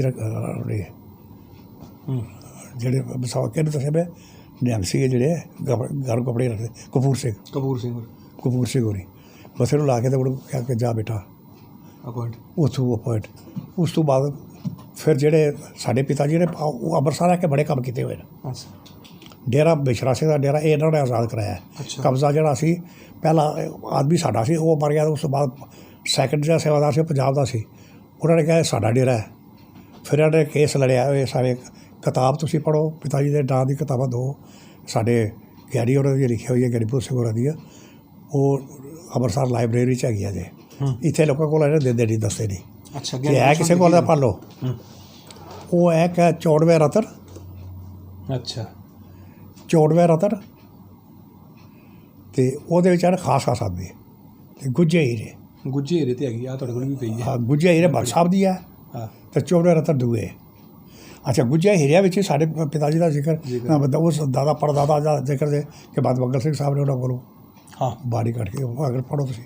ਅੱਛਾ, ਗੱਲ ਸੁਣੋ, ਤੁਸੀਂ ਇਸ ਤੋਂ ਬਾਅਦ ਫੌਜ ਵਿੱਚ ਜਿਹੜੀਆਂ ਤੁਸੀਂ 71 ਦੀ ਜੰਗ ਵਿੱਚ ਤੁਸੀਂ ਭਾਗ ਲਿਆ। ਮੈਂ ਦੱਸਾਂ ਨਾ, ਬੁੱਕ ਸਾਰੀ ਤੁਹਾਨੂੰ ਫੋਨ ਦੱਸ ਦਿੰਦਾ। ਮੈਂ ਉੱਥੋਂ ਪਿਤਾ ਜੀ ਮੇਰੇ ਲੱਗੇ ਗ੍ਰੰਥੀ ਲੱਗੇ ਸੀ ਸ਼੍ਰੋਮਣੀ ਕਮੇਟੀ 'ਚ। ਉਮਰ ਦੇ ਲਿਹਾਜ਼ ਨਾਲ ਇਹ ਕਹਿ ਲੱਗਾ ਮੈਂ ਨਹੀਂ ਲੱਗਣਾ, ਇਹ ਗ੍ਰੰਥੀ ਲੱਗਦੇ ਨੇ ਸੀ। ਇਹ ਗੱਲ ਕਹਿੰਦੇ ਹੁੰਦੇ ਸੀ, ਆਪ ਵੀ ਕਹਿੰਦੇ ਹੁੰਦੇ ਸੀ ਕਿ ਧਰਮਸਾਲ ਦੀਆਂ ਰੋਟੀਆਂ ਤਿੰਨੇ ਕੰਮ ਕਰ ਰਹੇ ਨੇ, ਹੱਡ ਭਰਨ ਮੱਤ ਮਾਰਨ ਕੰਮ ਕਰਨ ਜਾਂਦੇ ਖਾਲੀ ਦੇਖੋ ਕਹਿੰਦਾ ਕਿ ਜਿਹੜਾ ਇਨਸਾਨ ਜਿਹੜਾ ਗ੍ਰੰਥੀ ਬਣਦਾ, ਕਹਿੰਦਾ ਸਤ ਅਤਰ ਸਿੰਘ ਵਾਂਗੂ ਜਿਹੜਾ ਕਰ ਸਕਦਾ ਤਪੱਸਿਆ ਉਹ ਬਣੇ ਬੜੀ ਬਾਕੀ। ਇਹ ਇਹਨਾਂ ਨੂੰ ਬਦੋ ਬਦੀ ਰੱਖ ਲਿਆ ਸੀਗਾ। ਤੁਹਾਡੀ ਉਮਰ ਤਾਂ ਉਹਨਾਂ ਦੀ 70 ਸਾਲ ਸੀ ਅਤੇ ਉਹਨਾਂ ਨੇ 60 ਸਾਲ ਤੱਕ ਤਾਂ ਰੱਖਦੇ ਸੀ। ਅਤੇ ਉਸ ਤੋਂ ਬਾਅਦ ਕਹਿੰਦਾ ਮੈਨੂੰ ਰੱਖਣ ਲੱਗੇ ਉਹਨਾਂ ਜਗ੍ਹਾ ਕਿ ਅਸੀਂ ਇਹਨਾਂ ਨੂੰ ਰੱਖ ਦਿੰਦੇ ਹਾਂ। ਦਰਬਾਰ ਸਾਹਿਬ ਨਹੀਂ, ਜਿਹੜੇ ਸ਼੍ਰੋਮਣੀ ਕਮੇਟੀ ਦੇ ਐਡਾ ਦਾਏ ਬਾਈ ਗੁਰਦੁਆਰੇ, ਇਹਨਾਂ ਨੇ ਕਿਹਾ ਨਹੀਂ। ਫਿਰ ਮੈਂ ਪਿਤਾ ਜੀ ਨੂੰ ਕਿਹਾ ਕਿ ਭਾਈ ਪਿਤਾ ਜੀ ਮੈਨੂੰ ਤੁਸੀਂ ਹੁਣ ਮੈਂ ਉਹ ਵੀ ਕਰ ਲਿਆ, ਸਭ ਕੁਝ ਹੋ ਗਿਆ, ਮੈਨੂੰ ਪਾਠ ਨਾ ਕਰਨ ਦੇਣਾ। ਮੈਂ ਕਿਹਾ ਕੀ ਗੱਲ? ਕਹਿੰਦਾ ਫਰੀ ਪਾਠ ਕਰ ਰਹੇ ਕਰ ਜੀ ਸਭ ਡਿਊਟੀ ਲਾਇਆ। ਮੈਂ ਸੋਚ ਨਹੀਂ ਸੀ 5 ਰੁਪਇਆ ਪਿੱਛੇ ਕਹਿੰਦਾ ਗੁਰਬਾਣੀ ਵੇਚ ਵਾਲੀ। ਕੀ ਬਾਤ ਇਹ ਜਿਹੜੀ ਉਹਨਾਂ ਦੀ ਮੈਂ ਆਪਣੀ ਦੱਸਾਂ ਕਿ ਪੁੱਤਰਾ 5 ਰੁਪਏ ਮਿਲਣੇ ਤਾਂ ਬਿਲਕੁਲ ਲੈ ਲਈ। ਪਾਠ ਭਾਵੇਂ ਸਾਰੇ ਪਾਠੀਆਂ ਦੀ ਜਗ੍ਹਾ ਇੱਕ ਡਿਊਟੀ ਲਾਇਆ, ਉਹ ਵੀ ਖੁਸ਼ ਹੋ ਜਾਣਗੇ ਫਰੀ ਡਿਊਟੀ ਹੋ ਗਈ। ਅਤੇ ਫਿਰ ਮੈਂ ਇਹਨਾਂ ਨੂੰ ਕਿਹਾ ਕਿ ਬਿਜ਼ਨਸ ਦੇ ਇੱਕ ਤੋਂ ਦਵਾ ਗਿਆ। ਇੱਕ ਸੋਡਾ ਫੈਕਟਰੀ ਵਾਲੇ ਦੂਏ ਤੀਏ ਜਿਹੜੇ ਸੀ ਕਾਫੀ ਮੇਰੇ ਵਾਕਫ ਸੀਗੇ, ਉਹਨਾਂ ਕੋਲ ਜਾ ਕੇ ਬਹਿਦਾ ਸੀ ਕੰਮ।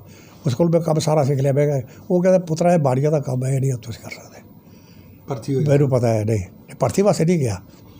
ਅਤੇ ਬਹਿ ਗਿਆ ਫਿਰ ਪਿਤਾ ਜੀ ਇਹ ਤਾਂ ਮਤਲਬ ਇਹ ਹੈ ਕਿ ਤੁਸੀਂ ਨਾ ਮੈਨੂੰ ਉਧਰ ਨਾ। ਅਤੇ ਮੇਰਾ ਛੋਟਾ ਭਰਾ ਮੈਥੋਂ ਬੜਾ ਜਿਹੜਾ ਸੀ ਅਤੇ ਬੜੇ ਤੋਂ ਛੋਟਾ, ਉਹ ਡਿਸਚਾਰਜ ਆ ਗਿਆ ਸੀ ਮਲੇਸ਼ੀਆ 'ਚੋਂ। ਉਹ ਪੁਲਿਸ ਉਸੇ ਬੁਕਾਰ ਹੀ ਰਹਿੰਦਾ ਸੀ, ਉਹਦੀ ਚੜ੍ਹਾਈ ਉੱਥੇ ਹੀ ਰਹਿੰਦੀ ਸੀ। ਅਤੇ ਮੈਂ ਕਿਹਾ ਕਿ ਮੈਂ ਆਪਣੇ ਪਿਤਾ ਜੀ ਨੂੰ ਦੱਸਿਆ ਨਾ। ਫਿਰ ਮੈਂ ਬਚਪਨ ਘਰ ਹੁੰਦਾ ਫਿਰ ਕਾਲਾ ਇਹਨੂੰ ਸਿੱਖਣ ਲੱਗਾ। ਉਸ 'ਤੇ ਮੈਨੂੰ ਬਾਹਰ ਹੀ ਪਈ ਉਹਨਾਂ ਤੋਂ ਭੂਤਾਂ ਪ੍ਰੇਤਾਂ ਦਾ ਕਰਨ ਵਾਸਤੇ। ਕਿਸੇ ਨੇ ਦੱਸਿਆ ਕਿ ਇਹਦੀ ਬੜੀ ਇੱਜ਼ਤ ਹੋਈ ਹੈ। ਅਤੇ ਮੈਂ ਜਾ ਕੇ ਉਹਨੂੰ ਕਿਹਾ ਕਿ ਉਹ ਕਹਿੰਦੇ ਵੀ ਰਹਿੰਦੇ ਸੀਗੇ ਉਹ ਆਇਆ ਨਹੀਂ ਮੈਨੂੰ ਮਿਲ ਲਈਏ ਉਹ। ਅਤੇ ਮੈਂ ਇਹਨੂੰ ਲੈ ਕੇ ਉਹਨਾਂ ਕੋਲ ਛੱਡ ਕੇ ਨਾ, ਅਤੇ ਮੇਰਾ ਇੱਕ ਹੌਲਦਾਰ ਸੌਰ ਸੀ ਦੋਸਤ, ਪੰਜਾਬ ਰੈਜੀਮੈਂਟ 'ਚ ਪਰਿਸ਼ਦ ਆਇਆ ਹੋਇਆ। ਉਸ ਸਾਲ ਮੈਂ ਗੱਲ ਕੀਤੀ ਸੀ ਕਿ ਭਰਤੀ ਆਉਣ ਵਾਸਤੇ ਕੀ ਹੈ। ਉਹ ਕਹਿੰਦਾ ਐਡੀ ਉਮਰ ਹੋਣੀ ਚਾਹੀਦੀ ਹੈ, ਇਹ ਹੋਣਾ ਚਾਹੀਦਾ। ਮੈਂ ਕਿਹਾ ਤਾਂ ਮੇਰਾ ਸਭ ਠੀਕ ਹੈ। ਅਤੇ ਕਹਿਣ ਲੱਗਾ ਕਿ ਠੀਕ ਹੈ। 5 ਰੁਪਏ ਭਰਤੀ ਕਰਾਉਣ ਵਾਲੇ ਨੂੰ ਮਿਲਦੇ ਸੀ ਉਸ ਵੇਲੇ। ਜਿਹੜਾ ਭਰਤੀ ਕਰਾ ਜਾਏਗਾ ਨਾ ਉਸ ਨੂੰ ਦਿੰਦੇ ਸੀ। ਲੋਕ ਆਮ ਭਰਤੀ ਨਹੀਂ ਸੀ ਹੁੰਦੇ। ਨਹੀਂ, ਭਰਤੀ ਆਪ ਹੁੰਦੀ ਸੀ, ਲੇਕਿਨ ਗੌਰਮੈਂਟ ਵੱਲੋਂ ਪੈਸਾ ਉਹਨੂੰ ਮਿਲਦਾ ਜਿਹੜਾ ਭਰਤੀ ਕਰਾਏਗਾ। ਅੱਛਾ, ਜੇ ਤੁਸੀਂ ਕਿਸੇ ਨੂੰ ਭਰਤੀ ਕਰਾ ਲੈ ਗਏ ਹੋ ਨਾ, ਭਾਵੇਂ 20 ਆਦਮੀ ਲੈ ਗਏ 5-5 ਰੁਪਏ ਖਾਣੇ, ਉਹ ਗੌਰਮੈਂਟ ਵੱਲੋਂ ਤੁਹਾਨੂੰ ਮਿਲਦੇ ਸੀ। ਵਾਹ, ਹਾਂ ਹੀ ਦੇ ਕੇ ਹੋਣਾ ਪੈਂਦਾ। ਉਹ ਮੇਰੇ ਮਗਰ ਹੀ ਪੈ ਗਿਆ। ਚੱਲ ਤੈਨੂੰ ਕਰਾਂ। ਅਤੇ ਮੇਰਾ ਵੱਡਾ ਭਰਾ ਜ਼ਿਆਦਾ ਸੀ, ਉਹ ਫੌਜ ਵਿੱਚ ਜ਼ਿਆਦਾ ਸੀ। ਉਹ ਉਸ ਵੇਲੇ ਕੁਆਟਰ ਮਾਸਟਰ ਹੁੰਦਾ ਸੀ। ਅਤੇ ਉਹਨੇ ਪੇਸਟਾਂ ਪੂਸਟਾਂ ਲਾਣੀ ਫਿਕਸ, ਦਾੜੀ ਚਮਕਾਣੀ ਵੱਡੇ ਸਾਬਣਾਂ ਨਾਲ ਨਹਾਉਣਾ, ਇਸ ਤਰ੍ਹਾਂ ਕਰਨਾ। ਮੈਂ ਕਿਹਾ ਕਿ ਕੱਪੜੇ ਪ੍ਰੈਸ ਕਰਨ ਤੋਂ ਪਹਿਲੇ ਧੋਬੀ ਨੂੰ ਕੱਪੜੇ ਪ੍ਰੈਸ ਕਰੇ, ਬੜੇ ਟਾਟ ਹੀ ਰਹਿੰਦਾ ਸੀ ਉਹ। ਅਤੇ ਉਹਨੂੰ ਮੈਂ ਕਿਹਾ ਭਈਆ ਮੈਨੂੰ ਭਰਤੀ ਕਰਾ ਦੇ। ਉਹ ਕਹਿੰਦਾ ਤੂੰ ਭਰਤੀ ਹੋਈ ਨਹੀਂ, ਸਾਡਾ 800 ਕਰਾ ਦੇਗਾ।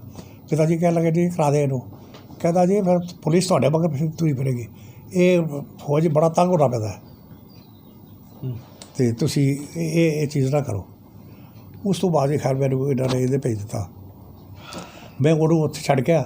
ਉਸੇ ਹੌਲਦਾਰ ਨੂੰ ਕਹਿੰਦਾ ਉਹ ਅੰਮ੍ਰਿਤਸਰ ਮੈਨੂੰ ਲੈ ਗਿਆ। ਹਾਂ, ਕੈਪਟਨ ਰਘਵੀਰ ਸਿੰਘ ਸੀ ਜਿਹਨੇ ਮੈਨੂੰ ਭਰਤੀ ਕੀਤਾ ਸੀ।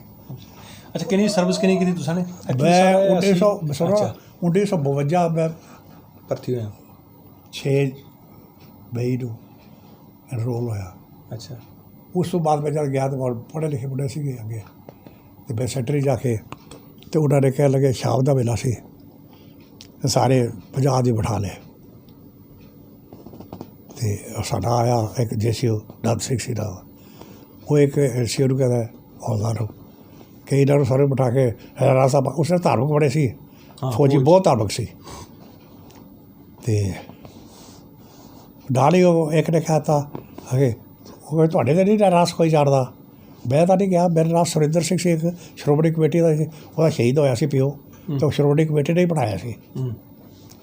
तो वो असीं दोवें इकट्ठे भर्ती होए सी। अच्छा, वो मैनू ज्ञानी जी कहते सी उस वेले, कहता जी ज्ञानी जी कहना ज्ञानी जी कर खड़ा हो जा, खड़ा होया मैं, कहता पाठ करना आता ही, मैं कहा जी आओ।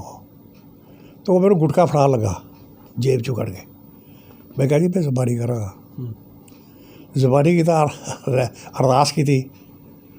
तो उन्होंने पलाटून मैनू देती कि जाओ तू पलाटून लीडर है आज तू। तो गुरुद्वारे मत्था टिका के ना लैके मत्था किदा टेकना फौज सिखाया जाता है। अज सिविल इंजीनियर नहीं करते, सारी ड्रेस होनी सी सिखना चाहिए, सज्जा गोड़ा जमीन से लाना, खब्बा चुक के रखना, खब्बा चुक के रखना, दोनों हाथ टेकना, इस मत्था पूरा जमीन पर ला के उठना, पहला फतेह बुला के ऐसा करके फिर पिछे पैरी हट के 2 कदम तक साइड। ड्रिल सी उस ड्रिल सी सारे ये मैं सारे सिखाया, तो मेरी तो बल्ले बल्ले हो गई। हाँ, तो ज्ञान पहले भी सी, ज्ञान पहला सी। उस तो बाद फिर मैं कुदरती जद मेरी कसम परेड हो गई, तो साडा सीनियर जी सी बड़ा बहादुर सीगा, MMC उजागर सिंह, वो गुरुद्वारा सैकटरी से, उन्होंने पाठी ना मिलन के गुरु अर्जन देव जी शहीदी गुरपुरब से। तो वो मेरे को ज़्यादा क्या बैठा, वो मेरे ज्ञानी जी कहते सारे को, देखो धार्मिक आदमी रहे सही, क्योंकि मैं सुबह उठ रहा गुरुद्वारे जा रहा हूँ नितनेम कर रहा, तो मेरे डरते सी मेरे फालतू गल्लां सी करते, कहते ज्ञानी जी। तो नाले पलाटू लीडर बनाता सीगा। तो वो मेरे कहता वा तुसी पाठी पाठ कर लेते हो, सारे को पाठियां दी घाटी है घाट है। वो मेरे लै गए, मैं क्या जी मैं कर रहा था। तो कहता तू आज तक किता नहीं, मैं क्या मैं ट्रेंड कर रहा है, फौजी भर्ती आया कि पाठ कर रहा है। पाठ तो मैं सिविल जी बड़े सीगे, वो कर लै गया बाबा जी को, बाबा जी बजुर्ग सीगे महताब सिंह, ननकाना साहब के अड़गरथी नहीं हुई सी। अच्छा, तो चिट्टा दाड़ा होना था। वो मेरे कहा काका बड़े रोब नाल बोले कर लेता पाठ, मैं कहा जी हाँ जी थोड़ी कृपा नाल कर ही लेदा। कहता ना तो क्या पहला मेरे टैसट देगा, तो फिर मैं तेरे पाठ से बिठावांगा। तो जो पाठ स्पीकर ही कर रहा सी ना, मैं क्या महाराज तुसीं हो तो बजुर्ग, मैं तुहानूं गुस्ताखी मेनूं माफ़ करना, तुसीं जिद्दां बोले जो है तुहाडा पाठ से बिठाया पाठ से मेरे नाल है। मैं क्या एक तू कोई 5 गलतियां करदा है, तो तुसीं मेरे को आके टैसट है टैसट दे। खैर वो डर होया थोड़ा, तो मैं क्या इशरार में करके आया, बार बार इशरार करने की जरूरत है। सुबह के टाइम गया सुबह इशरार करके आया, और मैं कोई PT परेड गया नहीं अजे। कहता जी ठीक है चल बैठ पाठ दे। मैं कहा जी मैं पाठ से लगा बैन और बद का देर सीगा। मैं क्या पाठ रखने वाले भी सारे जाना पैदा फौजी च। मैं क्या तुहाडा पाठ जो एडा लेट जी 40 सफ़े पाठ तुहाडा 40 सफ़े लेट है। तो आया मैं अपने 60 सफ़े ही करा या तुहाडा कोई इनू पूरा करने की कोशिश करा। कहता पूरा कर देगा, कहता स्पीकर लगा देख ले। मैं क्या स्पीकर ही तो स्पीकर 2 ला लो। पिताजी ने मैंने इन्ना साल पाठ कराया सी कि 100 सफ़ा मैं सुना के स्पीकर 2 घंटे स्पीकर वाह है क्लीयर। तो जे स्पीकर ना लगा हुआ तो 120 हाँ इतने भी। मैं गया जब मैं पाठ में वह किया जी 40 साल का पाठ लेट से 60 में कर रहे थे, लेकिन मैं पाठ थोड़ा डर भी सीगा। मैं एडा क्या होया नाले पाठ बड़े अरसे तो छड्डिया होया सी ट्रेनिंग च। तो मैं कितने 90 सफ़े उठिया तो वही बाबा जी मेरे बड़े आता है कर लगा, पर उस वेले मैं डिटेल हो चुका सी कि रेजिमेंट जाना है तुसीं। अच्छा गल सुनो, ये थोड़ा प्रॉब्लम ये है कि साडा ये प्रोग्राम होंदा है 50 मिनट का होंदा है, वो बार बार हत्थ खड़ा वो बंद कर लो कोई नहीं, ਉਹਦੇ ਬਾਰੇ ਵੀ ਵਿਚਾਰ ਕਰਾਂਗੇ। ਹੁਣ ਤੁਸੀਂ ਮੈਨੂੰ ਦੱਸੋ, ਤੁਸੀਂ ਇਸ ਤੋਂ ਬਾਅਦ ਜਿਹੜੀ ਤੁਸੀਂ ਸਰਵਿਸ ਕੀਤੀ ਹੈ ਉਹਦੇ ਵਿੱਚ ਤੁਹਾਡੇ ਕੱਲ੍ਹ ਮੈਡਲ ਦੇਖੇ ਨੇ, ਤੁਸੀਂ 71 ਦੀ ਜੰਗ ਹੋ, ਫਿਰ ਤੁਸੀਂ ਰਿਟਾਇਰਡ ਆਏ ਹੋ। ਉਸ ਤੋਂ ਰਿਟਾਇਰ ਆਉਣ ਤੋਂ ਬਾਅਦ ਵੀ ਤੁਸੀਂ ਬੜਾ ਲੰਬਾ ਸਮਾਂ ਕੀਰਤਨ ਦੀ ਸੇਵਾ ਕੀਤੀ ਹੈ। सुनो ना मैं पहला आर्मी रहते होया मैं आर्मी दे सिपाही रहे जी फोर्स की सिग्नल का वैपन का आर्क छोटा वैपन जो डिफेंट्री यूज़ करती है और स्नाइपर का और वो जगह कमांडो है। ਇਹ ਸਾਰੀ ਕੀਤੀ ਤੁਸੀਂ? ਇਹ ਮੈਂ ਆਰਮੀ ਕਾਲਜ ਤੋਂ ਕੀਤੇ ਹੋਏ ਨੇ। ਅੱਛਾ, ਇਨਫੈਂਟਰੀ ਸਰਟੀਫਿਕੇਟ ਸਕੂਲ ਔਰ ਨਾਲ ਪਲਾਟੂਨ ਕਮਾਂਡਰ PC ਕਹਿੰਦੇ ਨੇ। ਅੱਛਾ, ਉਹ ਕੋਰਸ ਕਰਨ ਤੋਂ ਬਾਅਦ ਜਿਹੜਾ ਸੀ ਮੈਨੂੰ ਸਪੈਸ਼ਲ ਮੇਰਾ ਸਿਪਾਹੀ ਤੋਂ ਮੈਂ 3 ਮਹੀਨਿਆਂ ਵਿੱਚ ਪ੍ਰਮੋਟ ਹੋ ਗਿਆ, ਹੌਲਦਾਰ ਬਣਿਆ ਹੋਇਆ। ਅੱਛਾ, 10 ਸਾਲ ਤੋਂ ਪਹਿਲਾਂ ਡਰਾਈਵ ਸੁਬੇਦਾਰ ਨਹੀਂ ਬਣਾ ਸਕਦੇ। ਸਰਵਿਸ ਅਸੀਂ ਹਾਂ, ਉਸ ਵੇਲੇ ਸਰਵਿਸ ਮੇਰੇ 7-8 ਸਾਲ ਸੀ। ਅੱਛਾ, ਅਤੇ ਉਹ ਮੈਂ ਉਹ ਕਰਕੇ ਅਤੇ ਡੀਫਾ ਆਪਰੇਸ਼ਨ ਵਿੱਚ ਗਿਆ ਐਜ਼ ਏ ਸਨਾਈਪਰ। ਅੱਛਾ, ਉੱਥੇ ਸਾਰੇ ਜਿਹੜੇ ਨਵੀਆਂ ਰਾਈਫਲਾਂ ਆਈਆਂ ਸੀ 47 ਫਿਰ ਸਕੂਲ ਹੀ ਰਿਹਾ, ਇੰਸਟਰਕਟਰ ਰਿਹਾ ਹੋਇਆ ਬਹੁ ਸਕੂਲ ਵਿੱਚ, ਇਨਫੈਂਟਰੀ ਸਕੂਲ ਮੌਜ, ਇਨਫੈਂਟਰੀ ਸਕੂਲ ਬਹੁ ਉੱਥੇ ਇੰਸਟਰਕਟਰ ਰਿਹਾ ਹੋਇਆ। ਜਿਹੜੇ ਅਫਸਰ ਵੀ ਕਿਤੇ ਸੀ, ਅਫਸਰ ਹਵਾਈ ਅਫਸਰ ਕਰਨ ਜਾਂਦੇ ਸੀਗੇ ਕੋਰਸ ਜਦੋਂ ਵਧੀਆ ਉਹਨਾਂ ਸਾਰਿਆਂ ਅਫਸਰਾਂ ਨੂੰ ਫਿਰ ਉਹ ਇਹਨਾਂ ਨੇ ਐਮਰਜੈਂਸੀ ਅਫਸਰ ਬੜੇ ਭਰਤੀ ਕੀਤੇ ਸੀ। ਉਹਨਾਂ ਸਾਰਿਆਂ ਨੂੰ ਮੈਂ ਟ੍ਰੇਨ ਕੀਤਾ।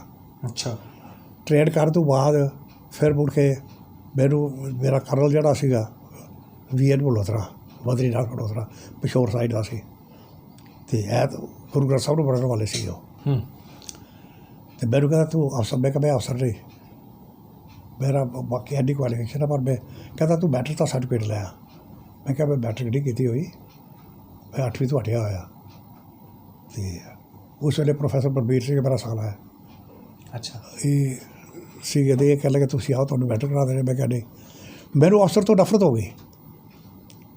ਮੈਨੂੰ ਜਿਹੜੇ ਜਾਂਦੇ ਸੀ ਨਾ ਅਫਸਰਾਂ ਕੋਲ ਬੈਠਵੇਂ, ਉਹਨਾਂ ਸਾਰਾ ਸਾਰੇ ਮੈਂ ਸੀ ਮੈਨੂੰ ਭੇਜਦਾ ਸੀ। ਔਰ ਉਹ ਆ ਕੇ ਦੱਸਦੇ ਸੀ ਕਿ ਅਫਸਰ ਜਿਹੜੇ ਨੇ ਜਾਂਦੇ ਲੈਟਰਿਨ ਵਗੈਰਾ ਉਸ ਵੇਲੇ ਫੀਲ ਵਗੈਰਾ 'ਚ ਉਹ ਕਾਗਜ਼ ਦਾ ਇਸਤੇਮਾਲ ਹੀ ਕਰਦੇ, ਹੱਥ ਹੀ ਨਹੀਂ ਧੋਂਦੇ। ਮੈਂ ਕਿਹਾ ਭੈ ਜੋ ਆਦਮੀ ਸਿੱਖ ਵੀ ਹੈ ਜੀ। ਮੈਂ ਕਿਹਾ ਮੇਰੇ ਅਫਸਰ ਬਣਨਾ। ਅਤੇ ਉਸ ਵੇਲੇ ਫਿਰ ਮੈਨੂੰ ਇਸ ਰਿਲੀਜੀਅਸ ਟੀਚਰ ਮੈਨੂੰ ਗਿਆਨੀ ਜੀ ਆਖਰ ਤੱਕ ਕਹਿੰਦੇ ਸੀਗੇ ਮੈਂ ਇਹ ਕੋਰਸ ਕੀਤਾ ਤੁਹਾਡੇ ਪਿਕਚਰਾਂ ਚਲਾਈਆਂ ਹੋਈਆਂ। ਅੱਛਾ, ਪੋਰਚ ਚਲਾਈ ਯਾਰ, ਪੋਰਚ ਪਰ ਹਵਾਈ ਜਹਾਜ਼ ਗਰਾਊਂਡ ਵਾਲੇ ਕੋਲ ਦੱਸਿਆ ਕੱਚਾ ਸਿਲਵਾ ਬਣਿਆ ਕੋਈ ਤੁਹਾਡਾ ਉੱਥੋਂ ਦਾ ਰਹਿਣ ਵਾਲਾ ਹੋਏਗਾ।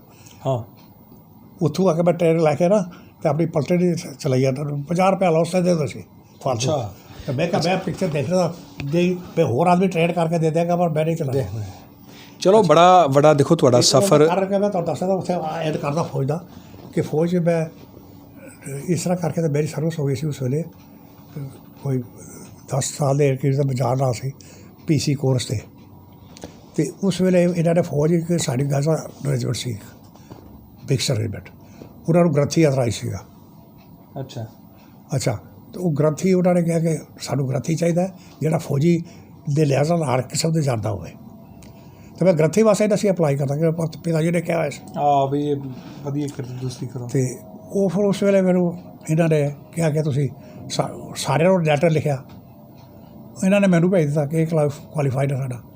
ਅੱਗੇ ਸਾਡੀ ਫਸਟ ਸਿੱਖ ਜਿਹੜੀ ਸੀ ਇਹਦਾ ਗ੍ਰੰਥੀ ਜਿਹੜਾ ਸੀ ਉਹ ਗ੍ਰੰਥੀ ਦਾ ਕਾਬਲ ਸੀ, ਉਹ ਆਪਣੇ ਕੰਮ ਵਿੱਚ, ਲੇਕਿਨ ਸ਼ਰਾਬ ਪੀਤਾ ਸੀ, ਹੋਰ ਗੱਲਾਂ ਚਲੋ ਛੱਡੋ, ਉਹਦੇ ਦੁੱਖ ਸੀਗੇ। ਅਤੇ ਉਹਨਾਂ ਨੇ ਕਿਹਾ ਇਹ ਜਾਏਗਾ ਤਾਂ ਇਹ ਇੱਥੇ ਰੱਖੋ। ਉਹ ਫਿਰ ਤੁਸੀਂ ਉੱਥੇ ਆ ਗਏ? ਮੈਂ ਆਇਆ ਉਹ ਸਿੱਕਮ ਤੋਂ। ਅੱਛਾ, 19,000 ਦੀ ਹਾਈਟ ਤੋਂ। ਅਤੇ ਉਹਨਾਂ ਨੇ ਮੈਨੂੰ ਦੇਖ ਲਿਆ ਕਿ ਅਫਸਰ ਹੁੰਦੇ ਹੋਇਆ ਕਿ ਤੂੰ ਆਪਣੀ ਛੁੱਟੀ ਆਪ ਭਰ ਲਈ। 2 ਮਹੀਨੇ ਛੁੱਟੀ ਰਹਿੰਦੀ ਸੀ।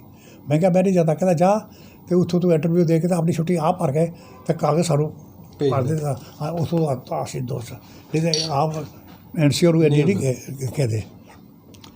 ਮੈਂ ਆਇਆ ਤਾਂ ਇੱਥੇ ਕਰਨਲ ਸਾਹਿਬ ਇਸੀ ਦੂਏ ਸੀ। ਇਹ ਮੈਨੂੰ ਪੁੱਛਣ ਲੱਗੇ ਕਿ ਮੈਂ ਇਹਨਾਂ ਨੂੰ ਆ ਕੇ ਕਿਹਾ 2-3 ਗੱਲਾਂ। ਮੈਂ ਕਿਹਾ ਬਈ ਇਹ ਚੀਜ਼ ਹੈ ਕਿ ਗੁਰਦੁਆਰਾ ਸਾਹਿਬ ਦਾ ਬਾਕੀ ਬੈਸ ਉਹ ਜਾ ਕੇ ਬੈਸ ਹੀ ਬਹਿਣਾ ਪੈਂਦਾ। ਵੈਸੇ ਜੋ ਅੱਧੀ ਰਾਤ ਤੱਕ ਪੈ ਜੋ ਲੜਾਈ ਲੱਗੀ ਹੋਈ। ਫਿਰ ਤੁਸੀਂ ਤੁਹਾਡੀ ਇੱਥੇ ਅਪਾਇੰਟਮੈਂਟ ਜਿਹੜੀ ਐਜ਼ ਏ ਰਿਲੀਜੀਅਸ ਟੀਚਰ ਹੋ? ਸੁਣੋ ਨਾ, ਨਹੀਂ ਮੈਂ ਕਰਦਾ ਮੈਂ ਹੁੰਦਾ ਸੀ, ਮੈਂ ਇਨਕੁਆਇਰ ਕਰਦਾ।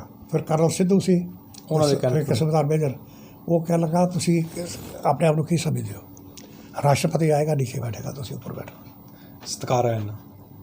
ਅਤੇ ਹੋਰ ਨਾਲੇ ਪਹਿਲਾਂ ਕਿਉਂਕਿ ਪਹਿਲਾਂ ਰੈਂਕ ਨਾ ਸੀ ਉਹਦਾ, ਫਿਰ ਉਸ ਰੈਂਕ ਸੀ ਤਾਂ ਮੈਂ ਕਿਹਾ ਮੈਂ ਉਧਰ ਵੀ ਪੜ੍ਹਨ ਵਾਲਾ। ਕਹਿੰਦਾ ਉਧਰ ਦਾ ਦੇਦਾ ਦਾ ਫਰਕ ਬੜਾ, ਅਸੀਂ ਮੱਥਾ ਟੇਕਾ ਕੇ ਦੌੜੀ ਹੈ। ਉਸ ਨੇ ਫਿਰ ਮੈਨੂੰ ਬਣਾਇਆ ਇਸ ਤਰ੍ਹਾਂ। ਫਿਰ ਮੈਂ ਉਸ ਕੋਲ 3 ਸ਼ਰਤਾਂ ਰੱਖੀਆਂ, ਉਹਨੇ ਮੇਰੀ 3 ਕਬੂਲ ਕਰਤੀ। ਮੈਂ ਕਿਹਾ ਮੇਰੀ ਪਹਿਲੀ ਸ਼ਰਤ ਕਿ ਮੈਂ ਬੈਸ ਅਟੈਂਡ ਨਹੀਂ ਕਰ ਰਹੀ, ਮੇਰਾ ਖਾਣਾ ਮੇਰਾ ਅਰਲੀ ਮੇਰੇ ਆਪੇ ਬਣੇਗਾ। ਜਿਹੜੀ ਲੜਾਈ ਸੀ ਨਾ ਅਸੀਂ ਆਪ ਨਹੀਂ ਬਣਾਏਗਾ, ਆਪ ਤਾਂ ਕਿਤੇ ਬਣਾ ਸਕਦਾ ਵਿਚਾਰਾ।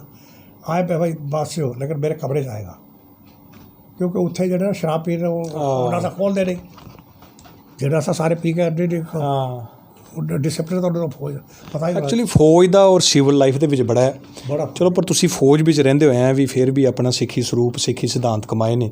ਉਸ ਤੋਂ ਬਾਅਦ ਵੀ ਲੰਬਾ ਸਮਾਂ ਆ ਕੇ ਤੁਸੀਂ ਜਿਹੜਾ ਸਮਾਜ ਵਿੱਚ ਵੀ ਜਿਹੜਾ ਕੀਰਤਨ ਦੀ ਸੇਵਾ ਨਿਭਾਈ। ਸੋ ਸ਼ੁਰੂਆਤ ਤੁਹਾਡੀ ਉਸ ਇਲਾਕੇ ਵਿੱਚ ਹੋਈ 1947 ਦਾ ਸੰਤਾਪ। ਸੋ ਸਾਧ ਸੰਗਤ ਬਜ਼ੁਰਗਾਂ ਨਾਲ ਅਸੀਂ ਵਿਚਾਰ ਕਰ ਰਹੇ ਸੀ 1947 ਦਾ ਸੰਤਾਪ। ਸਾਰੀ ਜ਼ਿੰਦਗੀ ਬੜੀ ਹੱਡ ਭੰਨੀ ਮਿਹਨਤ ਸਾਡੇ ਬਜ਼ੁਰਗਾਂ ਨੇ ਕੀਤੀ ਹੈ ਔਰ ਬੜੀ ਇਮਾਨਦਾਰੀ ਦੇ ਨਾਲ। ਇਹੀ ਕਾਰਨ ਹੈ ਸਾਧ ਸੰਗਤ ਕਿ 74 ਸਾਲ ਦੇ ਵਿੱਚ ਸਾਡੇ ਬਜ਼ੁਰਗ ਜਿਹੜੇ ਦੁਬਾਰਾ ਅੱਜ ਅਸੀਂ ਨਵੇਂ ਸਿਰਿਓਂ 'ਤੇ ਆਪਣਾ ਘਰ-ਬਾਰ ਬਣਾ ਲਿਆ ਹੈ, ਦੁਬਾਰਾ ਅਸੀਂ ਸਾਰੇ ਸੈਟਲ ਹੋ ਗਏ ਹਾਂ। ਇਹਦਾ ਸਭ ਤੋਂ ਵੱਡਾ ਕਾਰਨ ਇਹ ਹੈ ਕਿ ਸਾਡੇ ਬਜ਼ੁਰਗ ਜਿਹੜੇ ਸੀ ਹਾਰਡ ਵਰਕਰ ਸੀ, ਬਹੁਤ ਮਿਹਨਤੀ ਸੀ। ਇਹਨਾਂ ਨੇ ਮਿਹਨਤਾਂ ਕੀਤੀਆਂ, ਇਹਨਾਂ ਨੇ ਫੌਜ ਦੇ ਵਿੱਚ ਟਰਾਂਸਪੋਰਟ ਦੇ ਵਿੱਚ ਇਹਨਾਂ ਨੇ ਕੰਮ ਕਰਕੇ ਨਵੇਂ ਸਿਰਿਓਂ ਸਾਨੂੰ ਜਿਹੜਾ ਇਹਨਾਂ ਨੇ ਸੈਟਲ ਕੀਤਾ ਹੈ। ਸੋ ਸਾਧ ਸੰਗਤ ਬਹੁਤ ਬਹੁਤ ਬਜ਼ੁਰਗਾਂ ਦਾ ਧੰਨਵਾਦ। ਬੜੀ ਛੇਤੀ ਕਿਸੇ ਹੋਰ ਬਜ਼ੁਰਗ ਨੂੰ ਲੈ ਕੇ ਆਪ ਜੀ ਦੇ ਰੂਬਰੂ ਹੋਵਾਂਗੇ। ਦਿਓ ਇਜਾਜ਼ਤ। ਵਾਹਿਗੁਰੂ ਜੀ ਕਾ ਖਾਲਸਾ, ਵਾਹਿਗੁਰੂ ਜੀ ਕੀ ਫਤਿਹ।